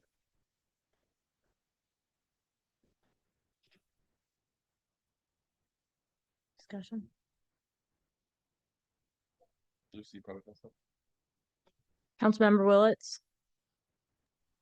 Yeah, thank you. Appreciate everyone coming out. I know that it's been a long evening, and one of the things that I love and appreciate about Boise is that folks care and that you would come and you would spend hours here. And I know that it wasn't just tonight that you've been talking about this. It's been a lot of other times as well. So thank you. Thank you so much for spending your Tuesday night with us. A couple of thoughts about this. I feel empathy or sympathy for the developer, because I think they've got a little whiplash here. And you had planning and zoning say one thing, and now you've come to the council with something different. We had the opportunity to change zoning in a very thorough process that took weeks and weeks and weeks of public testimony and lots of public outreach, and this wasn't changed. And I am very uncomfortable with upzoning after that kind of process. I don't think it's fair, and I think it's a little bit of a bait and switch and I don't think that's good for the trust in the community. So I'll be voting no on the motion. Appreciate that Council Halliburton's trying to find some sort of compromise here, but out of principle, I don't think we should be upzoning things when we just had a very thorough process on it. So thank you. Yep. She wants to hear what the answer was. Who does? You do? All right. So the preferred path that I'd recommend is requiring it as a condition, because the applicant brought it up, requiring it as a condition that would be part of the design review application. Caveats here. I don't know if that's a practice I would use in perpetuity. The reason for that is it's only binding to one applicant, not all applicant, not if the applicant changed, the property changed hands. However, I think I'm comfortable doing it on this particular application because we know that the design standards limit what density is actually possible there anyway. So I'd be comfortable with it being a condition that would be read into the record here as we've done and attached to the design review application as consented to by the applicant. So I'm comfortable with how we're doing this time. Okay. Is that your discussion, or do you want to have more? Oh, sorry. Did Lucy? What was Lucy? I'm sorry. Okay. All right. I thank you everybody for coming out. It's clear that your neighborhood is important to you, and the reasons that you've described are the same reasons that we love this city. I think the developer has acted in good faith with the original application and what they've come back with at the direction of the city. I don't know if I would have been as aggressive. While I appreciate planning and zoning's desire to have more density and more housings, I don't know if I would have been as aggressive as them on that first denial. But I believe that since then, the applicant has acted in good faith to try to bring back a proposal that would be more in line with the city's expectations here. The staff and council is tired of hearing me say this, but you guys are probably new to these meetings. 10 years ago, I bought my first home at 22 years old and my mortgage was $1,000 a month. We sold that so I could go to law school. And then when I got done, We couldn't afford a house for 5 years. And now my mortgage is over 3 times what it was before. And I love that you all have homes that you love, and I want more people to be able to share in that. And we need the inventory in a city that's virtually built out. And I just looked up like average rents, like we need both single family homes and we need affordable rentals, and we don't have those. The median rental price in this city is $1,800. My wife is a teacher, and that's 70% of her take home pay. We need to do what other cities have done, like Austin, that have driven down their rents as much as 22% by bringing that inventory online. And I know that this change is uncomfortable. It's not what you want to hear tonight. And I understand that. But I feel compelled to do right by not only current residents, but future residents too, that want to call Boise a place to live. And I'm hopeful that through the design review process and others that we can make this a project that can be a complement to what is a wonderful neighborhood that you now have. So I'll be supporting this. Madam Mayor, thank you so much for coming tonight. I'm proud of this neighborhood and the way that you have shown up for your homes and each other. I will also be supporting the motion. I have about a page of notes as to why. So please bear with me. It's late, so I'm going to probably read some of it. But this will add a change to your street and your neighborhood, but I don't think that change is an adverse impact. I heard complaints about density. I think that that the council has found a compromise to that unlimited density and capping the density. As the public staff packet points out, so this isn't new information. I was one of those planning and zoning commissioners who asked this developer for more density in 2021. I reread that project report and it was a totally different project. I think Councilmember Corliss was drawing some correlations that maybe don't exist to this project, but what can resonate here is the density piece that the city enforced at that time. If at that point, if the Planning and Zoning Commission had allowed that request for higher density at that time, it would have been rezoned differently in the modern zoning code in that like for like comparison, which I think is an interesting piece to point out. In my experience, which includes almost 8 years of land use decisions in Boise, density in Boise does not bring crime, transients, as referenced tonight. We heard a lot about traffic. It does seem counterintuitive, but more crowded streets, lots of street parking is traffic calming. We've also heard commitment financially from the developer as well as from ACHD to revisit that and continue to work on traffic calming there. Broadway, this is just an interesting piece of information that might be helpful for folks. Broadway is owned and managed by Idaho Transportation Department, which is just another complication to the city's layout, and it's very unique to our region here. We heard about affordability. What has been established tonight is that our planning code needs continuous improvement. We are learning all the time what will work, what isn't working, and we've made a commitment to review that each year to find those holes in the incentives and make sure that we're redressing them. As it says right over there, there's nothing we can't do better. That's one of our values. I wish we could require affordability. We have some state regulations that prohibit it. And we do the best with the incentives that we have, and we commit to continuous improvement there. The building will have new neighbors, perhaps children that will walk to the park and go to the school. The folks who live there may have dogs that they'll walk around the block. These will be people who choose to live in your neighborhood. They will want to be a part of it. Several of the neighbors asked what is in this for them. With the new development comes more infrastructure, which you are saying you desperately need. I heard that loud and clear. You need sidewalks. You'll get some with this development, but as you heard much earlier tonight, we're working on our ACHD priorities, and I will certainly include it in my request for, in my short list of requests to staff. I heard some things tonight that were really upsetting, that were judgmental and discriminatory. As Boiseans, we're welcoming and we build community, as you all have made it clear here tonight. That's all. All right, well, thank you. I won't be voting, but I just wanted to say a couple of things. First, I want to thank the staff. You had a big night tonight with all the different projects. And then also I wanted to thank the Neighborhood Association, Eric, for his suggestions of, what was at issue not only with this project, but what is an issue, could be an issue with the code in general in terms of connecting a rezone, and I'm getting wonky here, but a rezone to an expected plan. And Fred, you brought it up too.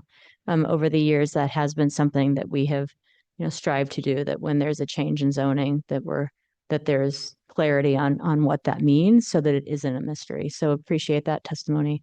Also appreciate you all showing up. I've walked your neighborhood. When my husband and I rented our first home in Boise, it was on Mallard Drive back in the 90s. I think Mr. Townsend was talking about riding through there. Those pictures still looks the same. I'm ride through there myself occasionally now because I've got a PT over there. You live in a great place. You can walk safely to a park. There's a pathway and a bridge over a canal. Kids can walk safely to school.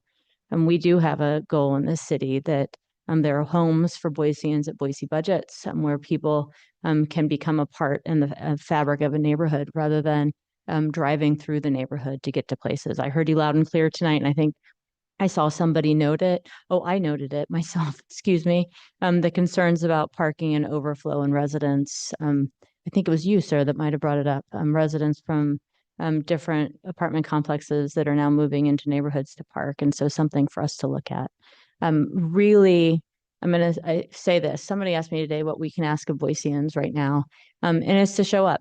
You did it tonight, but it's to continue showing up, not just at City Hall when you're concerned about something, but show up for your neighbors, show up for the new folks that are moving in, because it's that makes Boise so strong as we all move through this period of growth. When Scott and I were in our early 20s, just out of college, Boise was having another boom like this, and we came in that boom in the late 90s.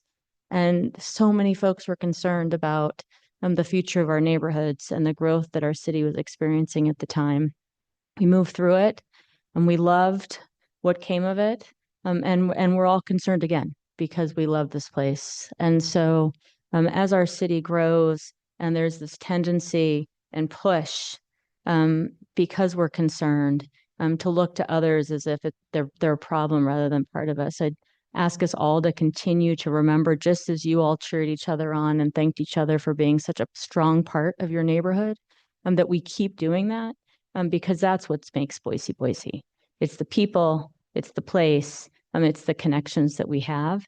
And so, sometimes people ask me, why, how do you get through these nights? And I get through these nights because I love hearing, even when the outcome's not what residents want, how you all talk about the place that you love the most, because it's that continual ability for us to hear from residents about what matters.